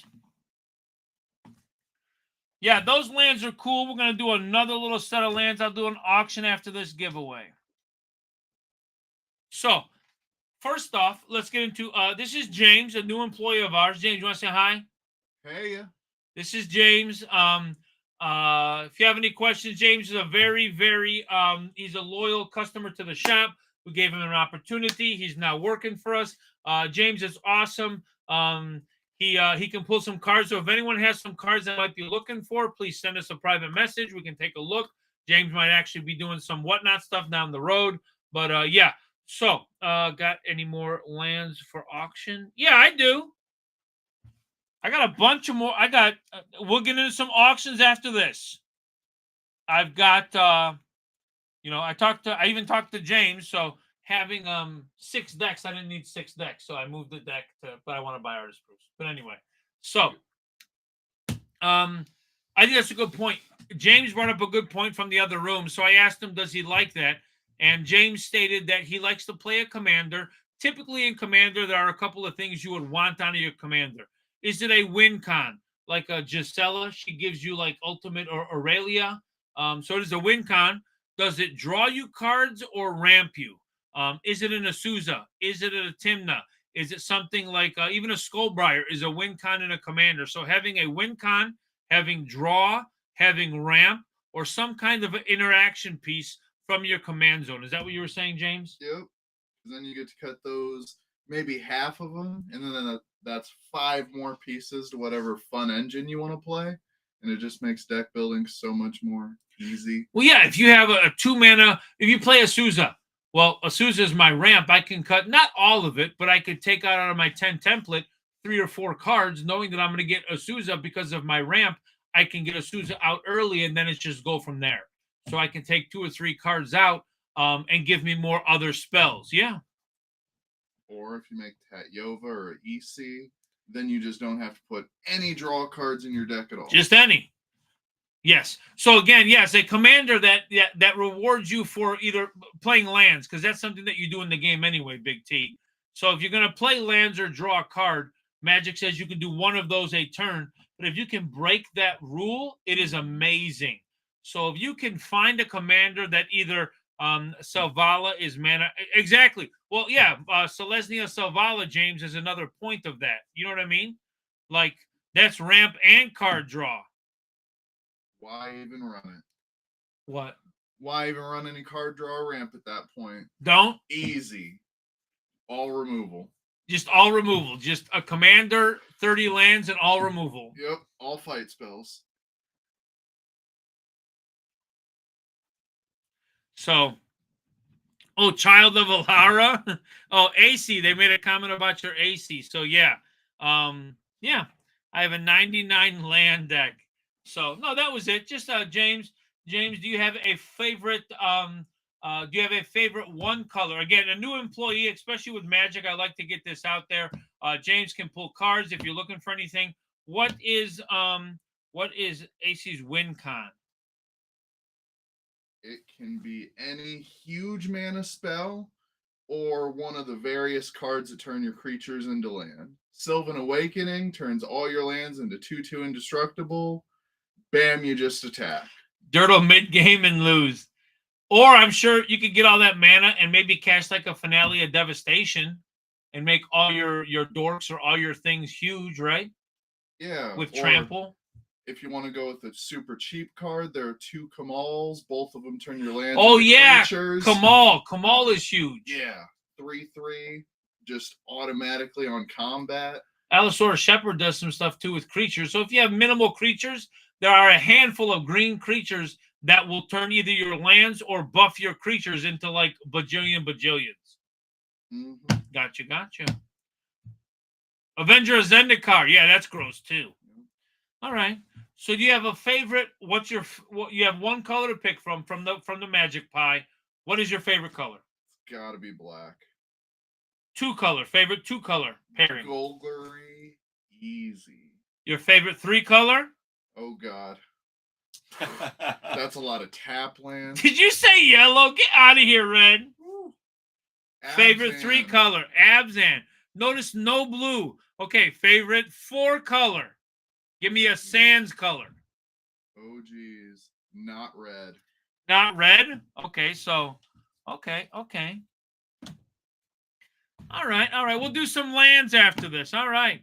I really like transparent, rigged, triggers cold. All right. That's it.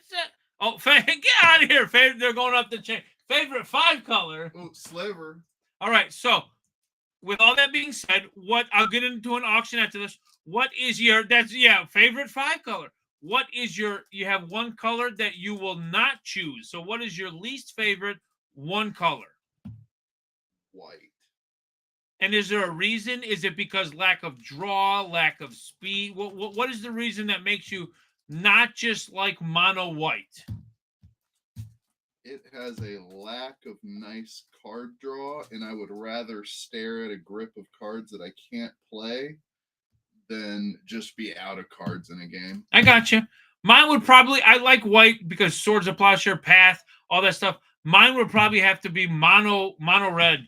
A lot of people like red, but I don't think that a mono red deck for me would be fun and enjoying. Red doesn't keep up with new mechanics. And goblins do go burr. I agree. But if I board wipe your Krenko once or twice, then where you at? You know what I mean? Like, it also doesn't have a lot of recursion outside of Underworld Breach. I don't know if I'm missing something. So I might be wrong. I'm just saying mine would be a mono red for me as a deck, as a color. Yeah, just not a super fan of. But we're going to do a breeding pool. We're going to continue our conversation. $18 breeding pool and a March of the Machine. $18 breeding pool. I'm going to start off at $1. Let's get some more real estate out there. They just announced Marvel and a Magic collab. Oh, my goodness. Marvel and Magic cards. This is going to be crazy. Do you have an Arid Mesa, Inspiring Vantage? I need one of each. We see if we have any Inspiring Vantage in there. Yep, James will take a look for the Inspiring Vantage. $18 breeding pool. We're doing an auction. I'll see if we can use some of those cards, okay? Also, send any offer in the Buy It Now section of the shop, and we will accept it. Send any offer. We're going to accept it. A breeding pool, $18. This is a steal. Nice steal. Thank you. Thank you. All right.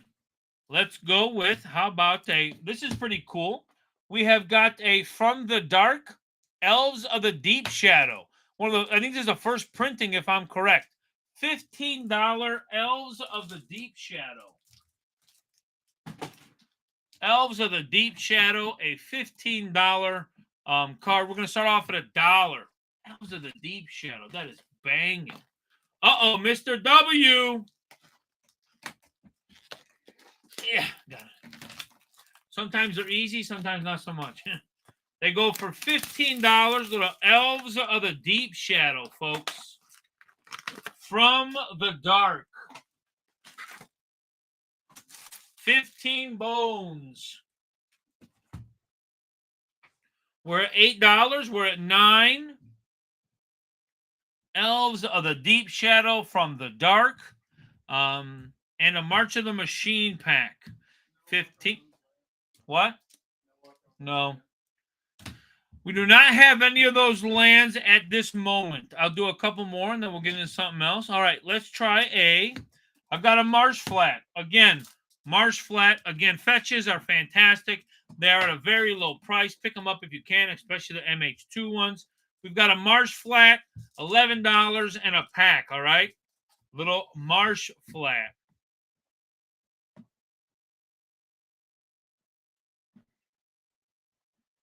They do $11. $2 is a steal right here. We've got a Marsh Flat and a March of the Machine.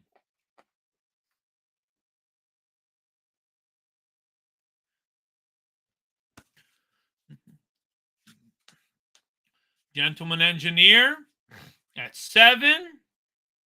Wow.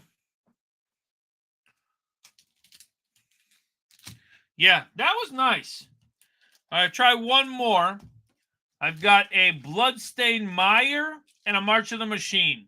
Bloodstained Mire, March of the Machine. I'll start at $1, see how it goes. Other ones but I think we'll get there.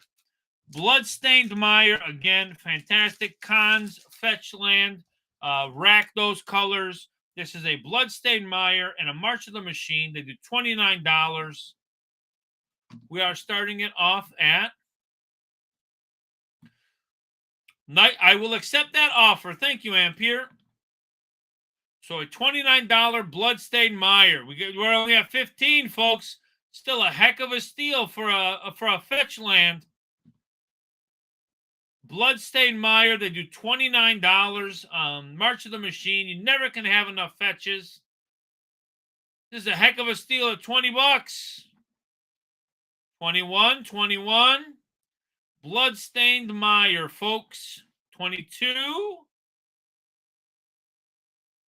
Can we get 22? Oh, 21. All right. Nice pickup. All right.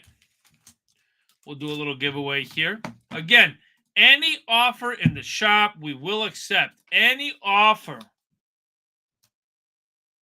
Any offer in the shop, we will accept, folks.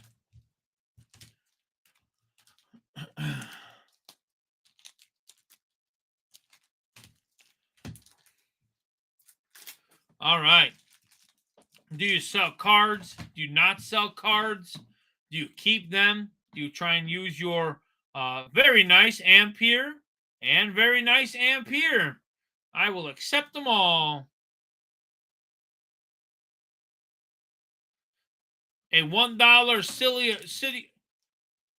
I'll accept any offer. I don't think you can only offer $1, but I'll accept any offer. But that would be very nice, Terry.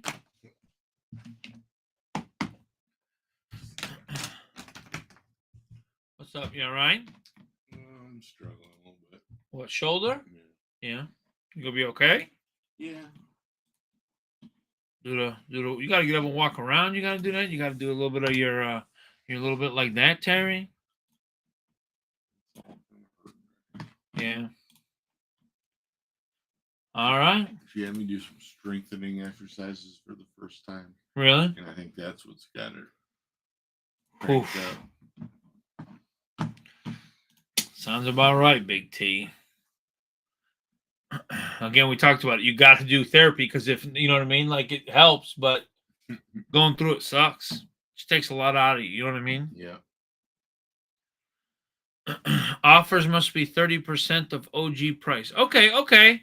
Yeah, so any offers I'll accept. Yes, Yeah, therapy is work. I will accept that. We're just accepting offers. Any offer you send, we will accept.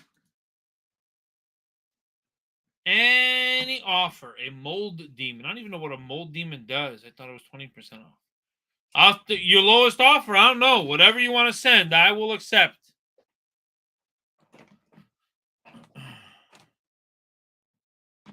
I'll accept any offers that you want to send. Anything in our store.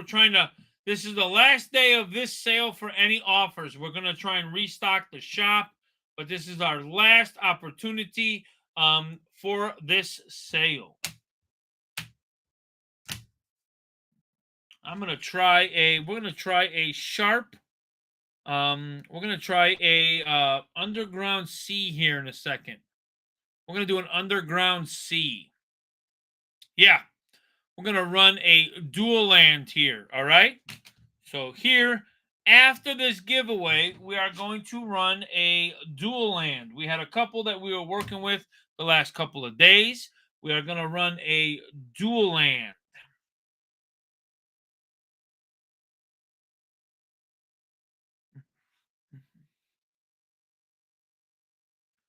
Going to run a dual land here. As an auction, I'm going to start at 640. I'll go over comps and explanations. It is very sharp. We're going to throw a bunch of stuff in it as well, all right? Let me look over here. TCG. Underground C.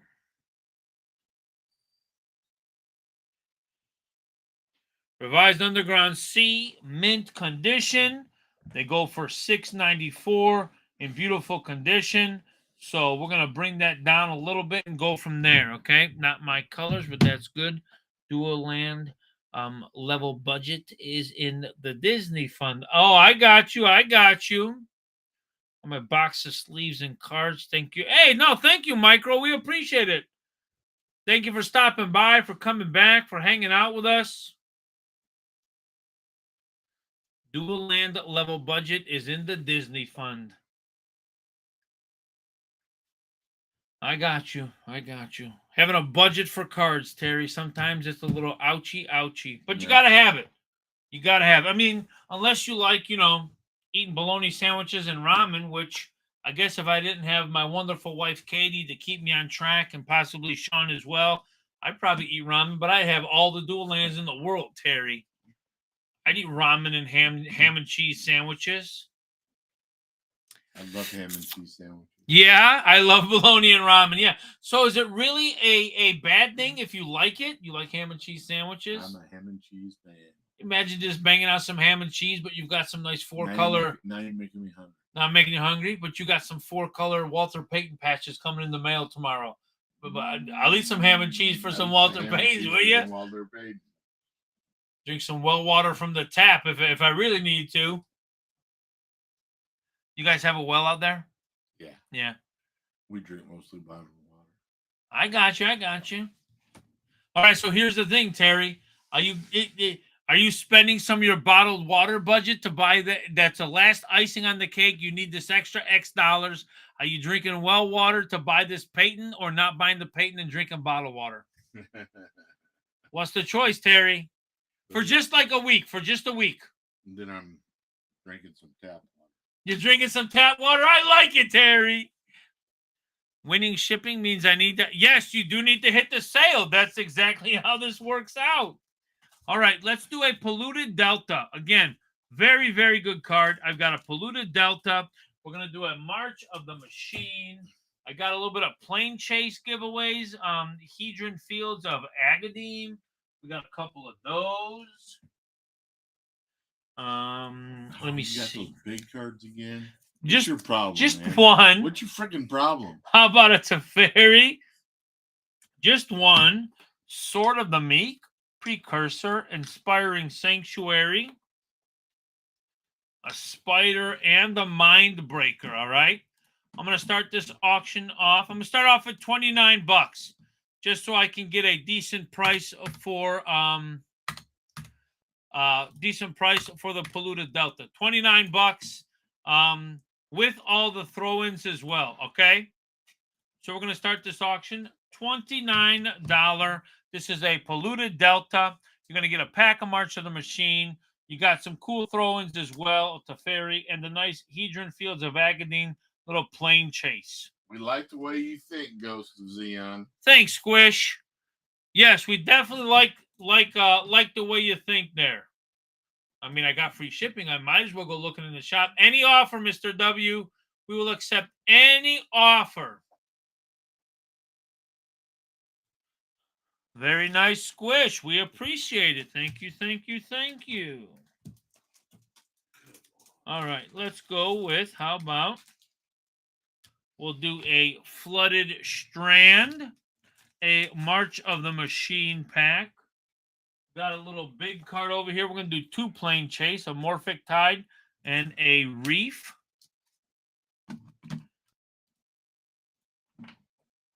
Start this off at $24 with some cool throw-ins. All right, $24. You're going to get a Flooded Strand. I got a pack of March of the Machine. I got some stuff there as well. Let's also throw in, how about, wow, we got some nice cards.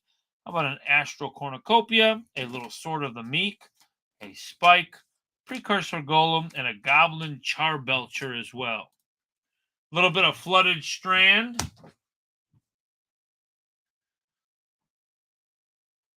We do not have a foil snow-covered mountain. We have some base ones possibly, but foil we just don't have. I'm sorry. Yeah, so we've got some of them, but we had some of our Commander and Modern players. When we get the foil snow covered, they snatch them up. Yes, they are very awkward to find. Very. Look at Squish Camp. Nice Flooded Strand and everything else. Very cool. Very cool. All right, let's try. We're going to do a little bit. I've got a Chrome Mox. We're going to do a Chrome Mox with 2 March of the Machine packs. Chrome Mox, 2 March of the Machine. Going to hit you with a couple of Plane Chase. 67. We're going to start this one off at $58, folks. $58 for an opportunity at a Chrome Mox at a discounted price with everything else, and some cool throw-ins. A Mox, Chrome Mox. Enchanting Tales stuff. Enchanting Tales. We might, if you want to send a message, we can possibly take a look. This is a Chrome Mox Edu 67. I threw some cool stuff in. I threw in a pack. I threw in 2 packs of March of the Machines, and a couple there. I'll throw in another March of the Machine as well. We got a Chrome Mox here. Very nice. Very nice. Uh-oh, Mr. W. Oh, we got that. Oh, we had so many offers. Thank you for your first purchase. Yes, thank you for your first purchase. We appreciate it. Nice pickup on the Chrome Mox. We will throw that in a top loader for you as well.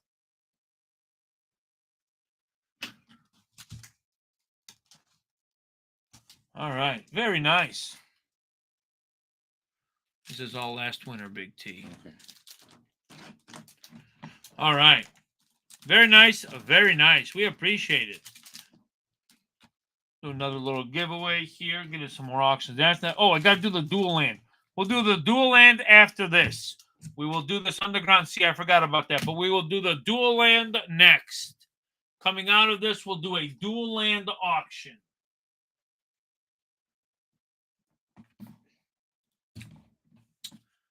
Uh-oh. That's some nice pickups. Uh-oh. Bye-bye, Sliver Queen. Can't believe it lasted this long.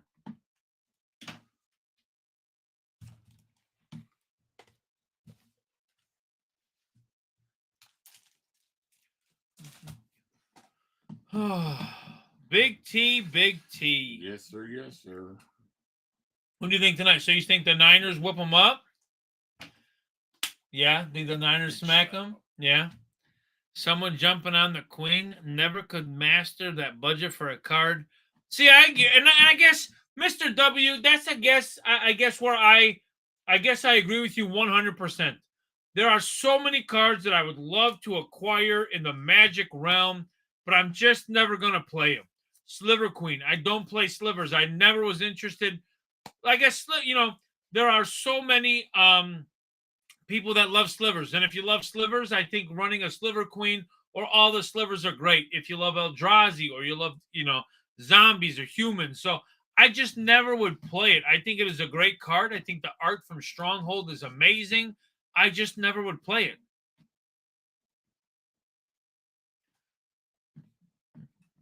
Yeah. That's why you got to play it. Find you a wife. There you go. Find a wife that plays it. I agree. I agree. She might divorce you if you always play it against her. And I guess that's the other part for me. It's one of those. So, Terry, slivers are a made-up magic creature in the Magic realm, okay? Right. So they look kind of like a pointy-faced kind of thing. Kind of a horror or a monster, like a lizard, but with arms and stuff, and they can get pretty nasty, okay? Yeah. So, slivers have been around for the longest time and forever.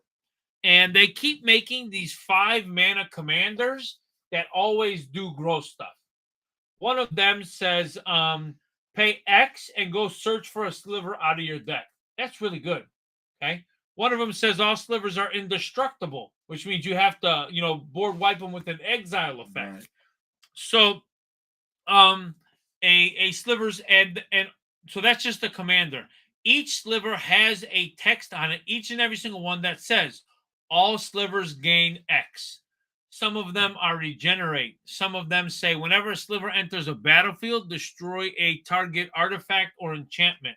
Some say all slivers get flying. All slivers get first strike. All slivers get +1/+1. So can you imagine if you play 1 sliver and then 2 and then 4 and 5?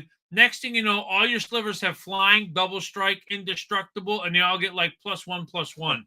Yeah, so your 1/1 or 2/2 slivers, kind of like an elf aspect, turn into all these nasty things that have to be board wiped with a mass exile effect. Got It is really, really, really snowball-y kind of deck, Terry. Gotcha. She might divorce you. My girl made an anti-sliver deck. There you go. Everything is anti-sliver. By turn 5. Yeah, but by turn 5, it's out of control. It's very crazy.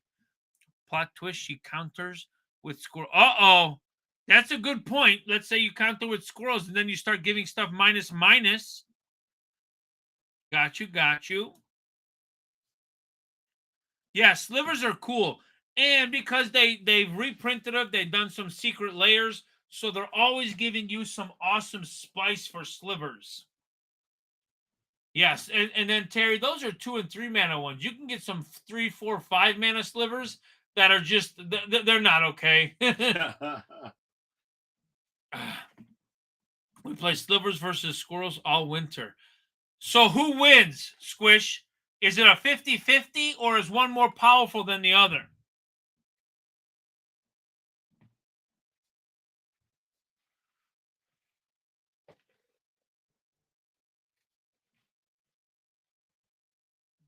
James, fan of slivers, yes or no?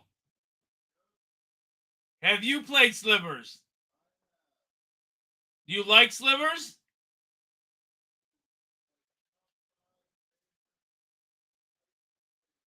One of your top 5? Oh my goodness.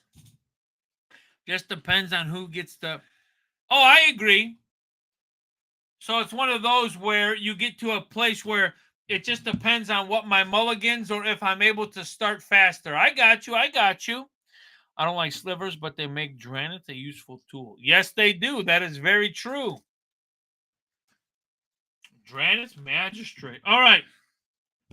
Let's do a little bit of a Lotus Petal. I've got a Lotus Petal and a March of the Machine pack.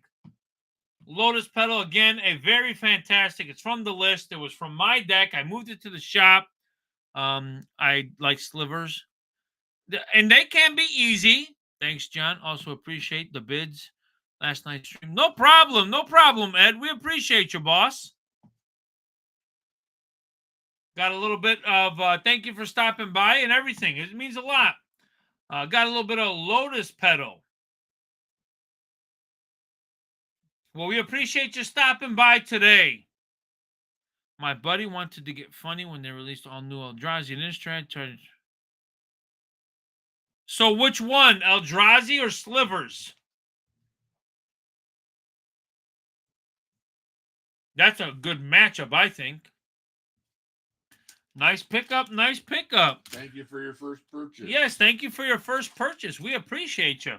Got a March of the Machine, and how about an OG Carpet of Flowers? We're going to start this auction off. We've got an OG Carpet of Flowers with a March of the Machine pack. Yes, thank you for your first purchase. Void Mirror for those Eldrazi. Oh, for the Eldrazi. That's rough. If no color was spent, counter it. Ooh. We've got a Carpet of Flowers from Urza's Saga. He was running Eldrazi when I played Slivers just to give me a tough time. Oh, I got you. That sounds like a big battle. That sounds like a fun little game back and forth.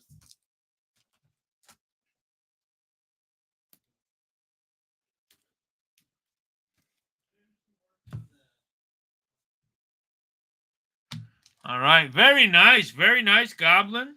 All right. I've got a Ranger, Captain of Eos, and a March of the Machine. All right. I'm going to start off with 20, folks. We just don't get too many Rangers in. Ranger, Captain of Eos. It's a fantastic card. 3 mana. It's a human soldier. You can play it in so many different formats. But, man, I love me some Ranger, Captain of Eos. They do $29. Ranger, Captain. And a pack of March of the Machines. We're going to do a dual land after this. I'll do a dual. Uh-oh. No one wants a little bit of Ranger Boy. Okay. All right. So, we're going to do a Underground Sea. We had talked about it before. Mint, they're like $700. This is very sharp. This is probably our best one. I did it last week. We wrote number 1 on it. I did. It is very clean, very sharp, almost to where if I acquired this, I like to play all my duels. I don't even know if I'd play this. This is very minty, very fresh, very clean, very sharp. So I have got an Underground C. They do $700. I'm going to start it at $640. All right. I'm going to throw you in 3 packs of March of the Machines with this. I'm going to throw you in 2 packs of Dominaria Remastered and a Modern Horizons 2. So you're going to get away the shop. just giving away the shop. That's what we do, Big T. I mean, not really, but I mean, I guess we can try. You know what I mean? All right. $1 start. I will take out all of the cards and leave a March of the Machine and start it at $1. I like that. I'm glad we're on the same page. All right, we're going to start this off at $640, folks. This is a lot cheaper. It's a nice price. You know what I mean? If you're in the market and you can swing it, great. I'm enticing you with a bunch of packs. We're starting at $640 for a very sharp, very clean Underground C. What's up, Andy? Yeah, it is beautiful. If you play it in Legacy or Commander or you want to collect, this is one, honestly, if I got it, I don't even know if I would play. I want some ones that I could play on my deck because I shuffle the crap out of them. But this is beautiful that maybe you just put it away. $640. This is an Underground C in probably one of the sharpest conditions I've ever seen a dual land in, folks. $640. Let me see. Is there anything else I can throw in? Got a couple of these Plane Chase, and I'm going to throw in another MH2 and 2 more. Holy crap. Yeah. Don't let the boss do that. And I'm starting off at $630. So I ran it at $640. I knocked off $10, and I threw in 3 more packs. You get a Fetch Land, an Esper, a Monkey out of here. You've also got some Dominaria Remastered, all your 1-mana tutors, and your Force of Will. We have got a very sharp, very beautiful, clean Underground C, a ton of packs, and some Plane Chase. 1, 2, 3, 4, 5, 6, 9 packs. There's so much stuff I can't even keep it all up there. Anyone at $630? Okay. Listen, just for you folks, I'll start it at $1. I love the way you guys think. As a matter of fact, I'm gonna double it up. We're gonna start it at $1 for both. $1, March of the Machine. There we go. Can you range? Yeah, I'll run the Ranger Captain. Sure will. This is 2 packs of March of the Machines, folks. 2 packs of March of the Machines. I mean, Elish Norn is in here. Atraxa, if I'm correct. No, that's all will be one. But Elish Norn, I think March of the Machine has all the Praetors. This is 2 packs of March of the Machine. I'm going to throw in another pack of March of the Machine. I got another pack. You almost had me on the duel. Well, let me see if I can entice you a little more. When they thought the dual land was, I mean, I agree. So you got 3 packs of March of the Machines. I'm going to throw in another pack. I'm going to throw in this Carpet of Flowers at $12. I'm going to throw in a $12 Carpet of Flowers now. So if you're interested in any of this, there's now a $12 Carpet of Flowers with 4 March of the Machine packs. It's a nice little auction. 4 March of the Machine and a Carpet of Flowers. Yes, I'll run. I'm going to try and get you on that duel. I'm going to try. All right. Nice pickup, Whiskey Alpha. Thank you. Let me run this Ranger Captain, and then I'll see if I can entice you to attempt. We're going to try it at $20 again on the Ranger Captain. And then we're going to see about running the. We're going to run the dual land. Where did I put it, Terry? Over to your left. Oh, go over to my left. Ranger Captain is a very, very nice card. Yeah, useful as well as ornamental. Look at that, Big T. Terry, your hair looks nice today, Big T. Thank you.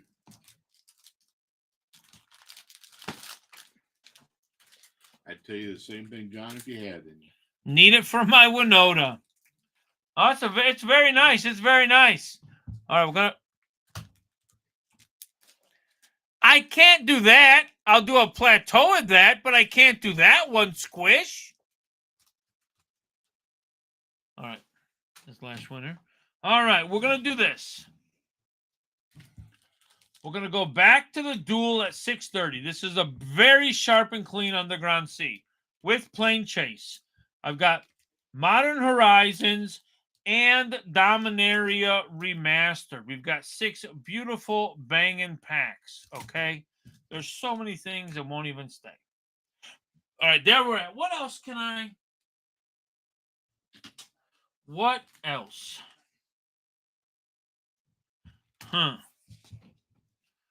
Stay up there. Okay. Let me see. What else? How about we're going to throw in with that...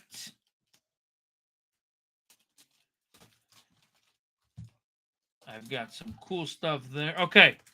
I'm going to throw in a City of Brass from Chronicles. Okay. At 6:30. And 5 more packs of March of the Machines.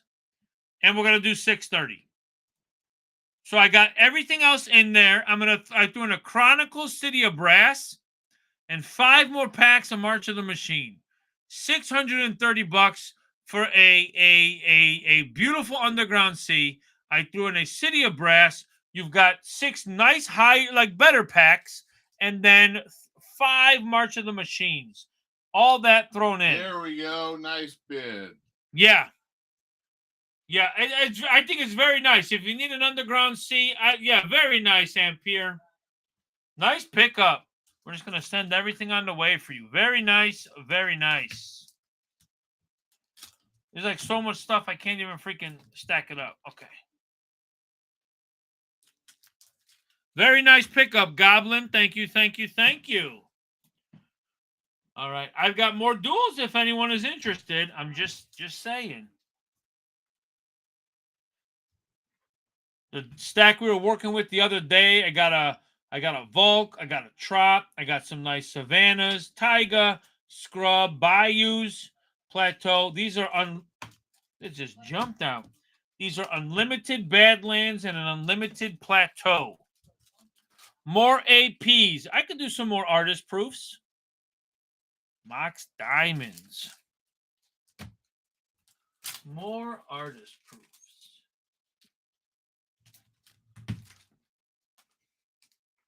I think I can do that. All right, let me see what else I got in here for you.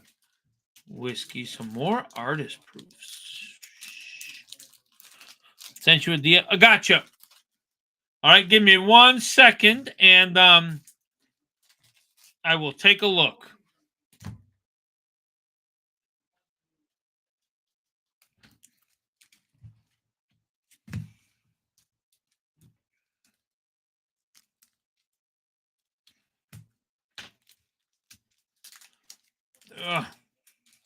I know we've got some artist proofs also in the store section, or stuff that needs to be listed. I got one more. I have to chat with you more about duels once the budget is straightened out. Good to have the best shop in the mid. Oh, thank you, Mr. W. We appreciate that. All right, I've got one more artist proof right now, but I can have more whiskey this evening if you would like to stream into my show so I can plan for it. I ran a couple ones that I have right now. I got one more with me as well, and then I might be able to maybe do some from the shop. Oh, let me see what we got in the shop. I'll be there. 1 second, Whiskey. Let me see what we got. Let me type in AP, maybe from the shop. Maybe I'll clean out the shop and do that, Whiskey, so I can have some of those for tonight. After this stream, when I get prepared, let me go through tonight. And I've got one here. This is cool. This came from me. I bought the set of 10.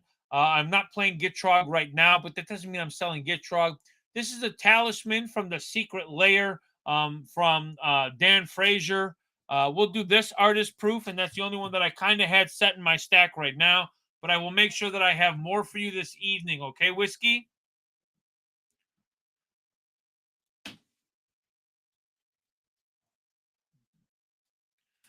Yeah.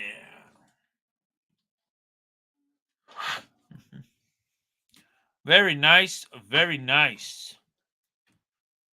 Selling some monkeys, doing some stuff. Tight space is getting a little tight, isn't it, Terry? Yeah, starting to. Space getting a little tight, but we're gonna do some auctions after here. What about a Wheel of Fortune? We might try and do a Wheel of Fortune too, Big T. Maybe a Wheel of Fortune we got. I got some other dual lands. We got some Tigers and some Savannahs. I might try and do a Savannah too. We'll do a Savannah after this. So we got a Savannah. Again, these came from that monster collection we picked up. We've got a beautiful Savannah. It is in great condition. White and green. Front looks sharp. Back looks sharp as well. You see a little bit of a binder nick. They were in a binder. You see that reflection right there? I hate binders, Terry. You know what I mean? I do too. Mr. W, I hear you. I hear you. I hate binders. So it's got a little bit of a binder kind of surface bend on the back. But that is pretty much it. A little bit of whitening on the left. But it's still a very nice, very clean, pretty nice condition Savannah. We're going to try and run that at a crazy price. A crazy price, folks. Crazy price. Did you say crazy price? I said crazy price. All right. Guess what, Terry? What, John? Crazy price. You mean crazy price? Yeah. No 3-ring binders. Terry, crazy price. Crazy price? Crazy price. Crazy price, yeah.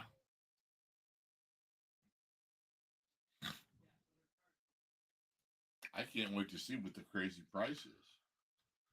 All right. We got some. Sorry, let me show this real quick.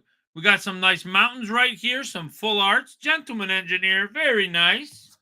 All right. We're going to do a crazy price Savannah. Yeah, gentleman engineer one. All right. So we're going to auction off this Savannah. The front is very sharp, very clean. Looks very nice. The back looks good. You've got some whitening. As I put my hands up, you can see a little bit of whitening on the left edge here. And the previous owner had them in a binder. You can see, there you go. You can actually see it pretty good. It's got a little bit of a back surface binder ding, okay? Outside of that, they're pretty nice and pretty sharp, all right? Mint, they're $330. I'm going to start this mother scratcher with, let's say, 4 of these March of the Machine packs. We're going to start it at $240, Terry. $240. Wow. Crazy price. I told you, crazy price.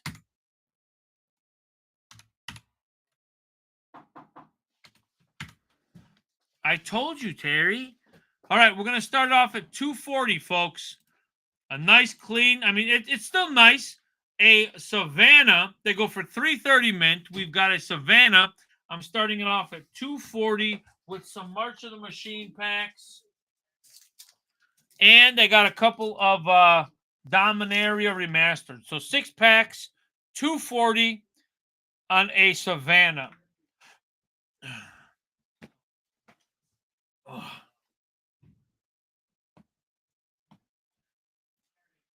At $240, anyone? All right, I got one more last ditch effort. I'm gonna try it at $230, and then after that, we'll just He said put it add away. that AP. Add that AP in. I'll do that. That's fine. I'll do that, Whiskey. Talisman of Resilience. Nice Golgari artist proof. I got it, but I'm not playing it, so I moved it to the shop. I'll add in that artist proof with the Savannah and everything else. That'd be hard to pass if it wasn't one of the dual lands I own. Nice whiskey. Nice, Whiskey.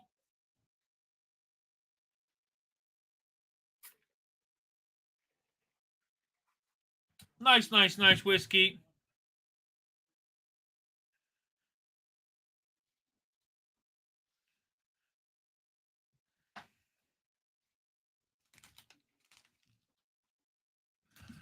Nice pickup, Whiskey. Picking up some dual lands and some artist proofs. Bang, bang. Nice pickup, Whiskey. All right. I'm going to do a giveaway again.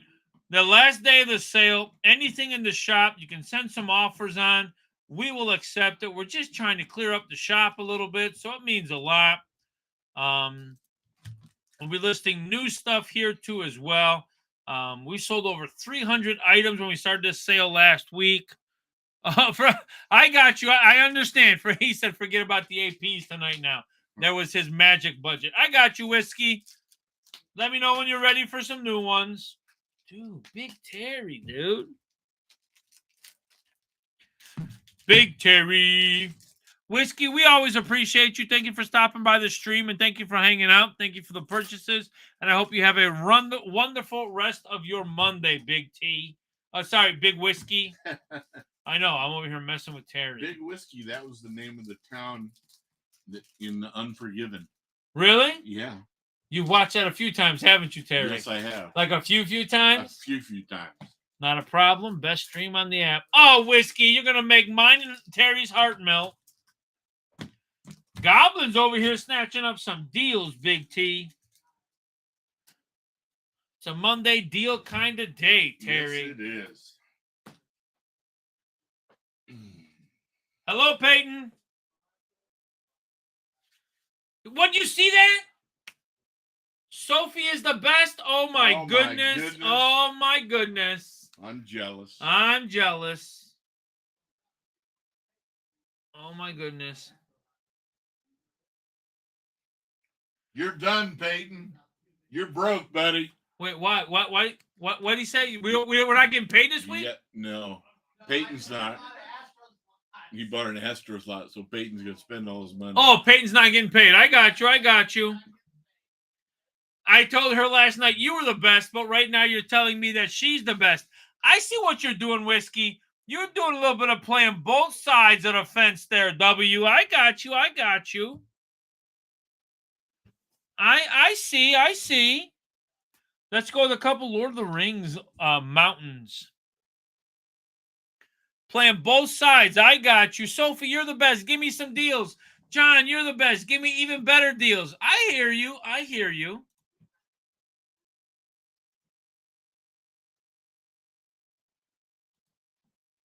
So, Sean, over under by Wednesday, Peyton says, do you have any extra hours? I want more cards. Any extra hours I could pick There out? you go, Whiskey. That's the truth. Everyone knows it's Terry. Oh, my gosh.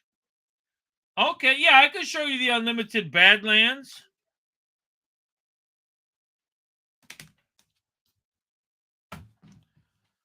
Oh. All right, we've got one. Okay, I think this one is better, and this one is a little worse. Which one do you want to see? That one's got some blackening on the whatchamacallit.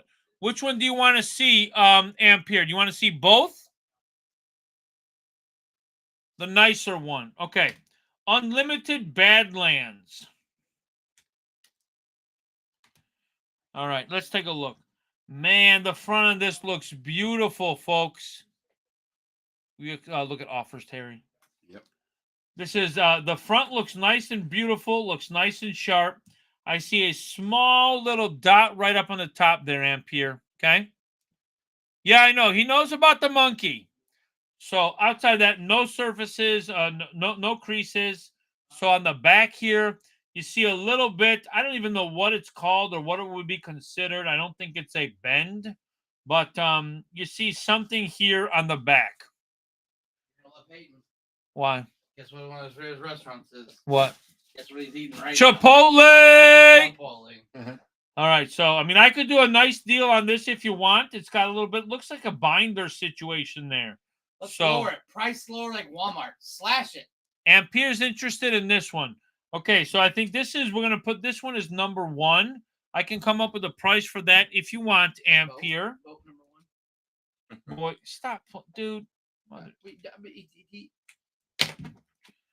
All right, that's number one. Let's look at number two. I wouldn't surprise it. So this has got some black here. Yes, this is our last day of any offers. Last day. You can see it's got a little bit of black. You can see it probably on my hand maybe, but it's got a little bit of black. It's got maybe a surface splotch here. Oh, and this, yeah, the back is a little rougher. But again, this is number 2. So this one's a lot cheaper. Let me get you a price on that number 1. It's still better.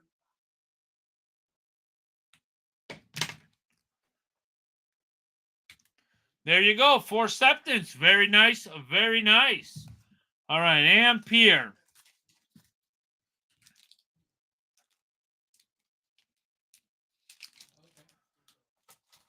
We are ending probably about 30 minutes. We're starting to run out of space. We probably got another 30 minutes. Revised, unlimited. All right. HP, MP. Heavily played, damaged, HP. So I would say it is around that MP-ish, give or take. But yeah, but MPs are crazy. I don't know. What do you think is like? HPs are here. You got some MPs. I don't think that it is HP. I think it was on that MP with some of that stuff on the back. I think it's a decent price. I mean, then you start getting into crazy stuff. So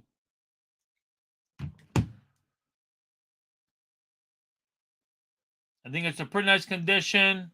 Ampere, what do you think about, what about 5 1/4?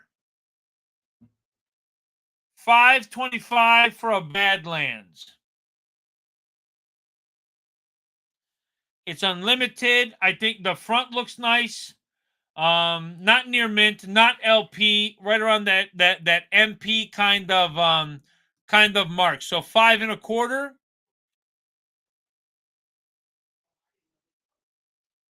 I do an even 5 for you. How does 500 sound, Ampere? Let me know if that works. What were you thinking? Do you have a counter? I mean, we could talk. How about 460? Deal of the day. Heck, even 450. Whiskey.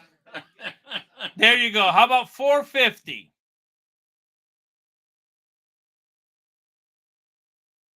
Deal of the day. I'll run it at 450. This is the unlimited one. Unlimited. It's got some stuff on the back, but it's still sharp. It's still nice.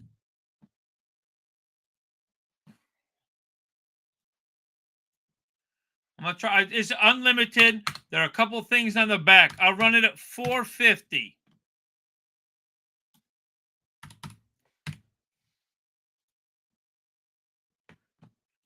All right, this is the unlimited Badlands. It's in the better condition of the 2. This is unlimited. It is nice. You see a little bit of stuff here. It's got a little bit of back surface stuff. Again, pricing it, decently priced at MP for an unlimited Badlands. If it doesn't go, that's totally cool. Is that the one Sean put in the? Yeah. Really? Yeah. All right. Do a little giveaway here. We got a little pack going on.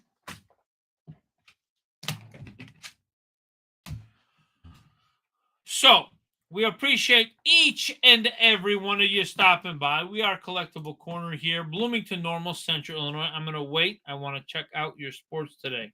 I got you. No big deal. It's fine. Yeah, we got a crazy show Sean did, so I'm sure we'll have some crazy sports stuff today. I think it's safe to say, don't you, Terry? I think it's safe to say. Yeah. So we'll do some sports stuff later. Hey, Ampere, do you like Project 2020? Yeah, Ampere, are you a Project 2020 person? Sean picked up a ton of Project 2020. I know B&V likes it. Hey, oh, no problem. Project 2020. It's the ones that come in those encased cards. Yeah, Project 2020. We've got a bunch of those. We picked up, yes, a ton of those. Okay. I got you. And Peel likes hockey. Oh, that's Hockey right. and old Magic stuff. I need more Ultimate boxes. Okay. Ultimate Hockey. What you need, Ampere, is that Series 2 Upper Deck Hockey when it comes out. Series 2 Upper Deck. Oh, with Connor Bedard? Yeah. it's Yeah, young- everyone's young. asking for that guy, the Young Guns. Or does he have? Whatever hockey we have, I'll bring out for you, okay? Wow. Hello? What happened? Yeah.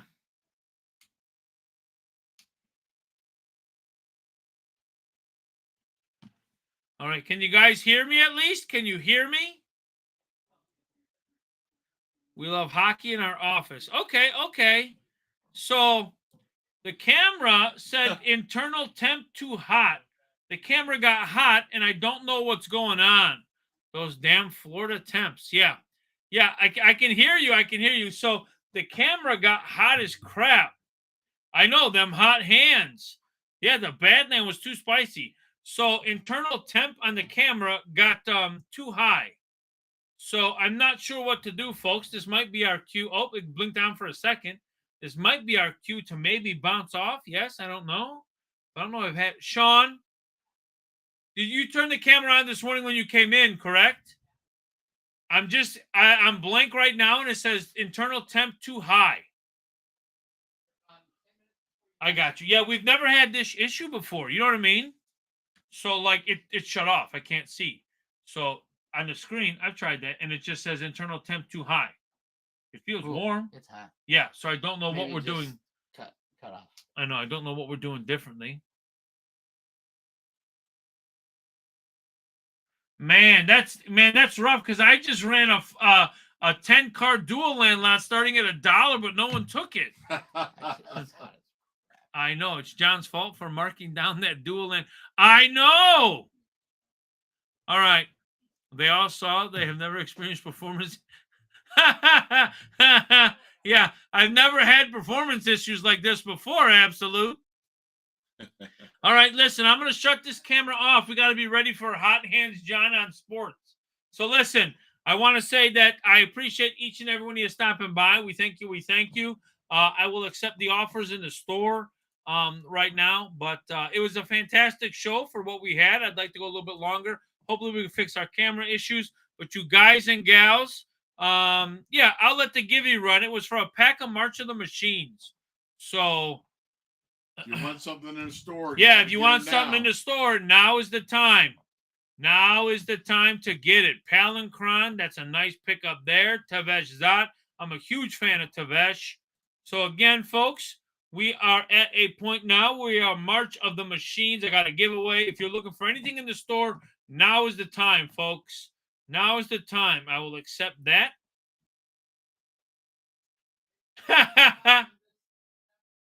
Describe the pack to us. So it is a March of the, are you ready? I'm going to say it nice and slow. Machine with my little radio voice.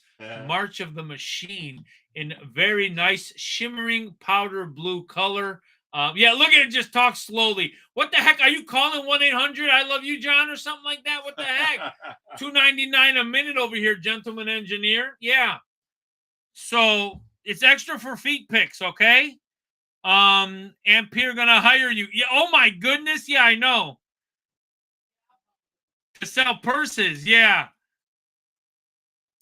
I got a weird accent, and I think I use bad words. His guy is very articulate. So, I mean, hey, what's up, Strong Hands? Yeah. Uh-oh, look, they want calf picks. Uh-oh. We'll sell some calf pigs, baby. Yes, hello. Thank you. All right, listen, we just ran that. That was a nice pack giveaway. We appreciate each and every one of you. We thank you. We are going to bounce off for the afternoon. I got to cool down this damn camera for our sports show. Worst case scenario, I guess we pop it up on our phones. You know what I'm saying? Yeah. All right. Thank you.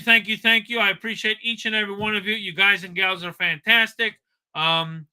rub the pack on Terry's legs, then open it. I'll rub the packs on his legs, take a picture, and then I'll open it. Uh-oh. Uh-oh. All right, folks, listen, you guys and gals take care. We're going to bounce off. Lovely camera. Bye-bye, guys.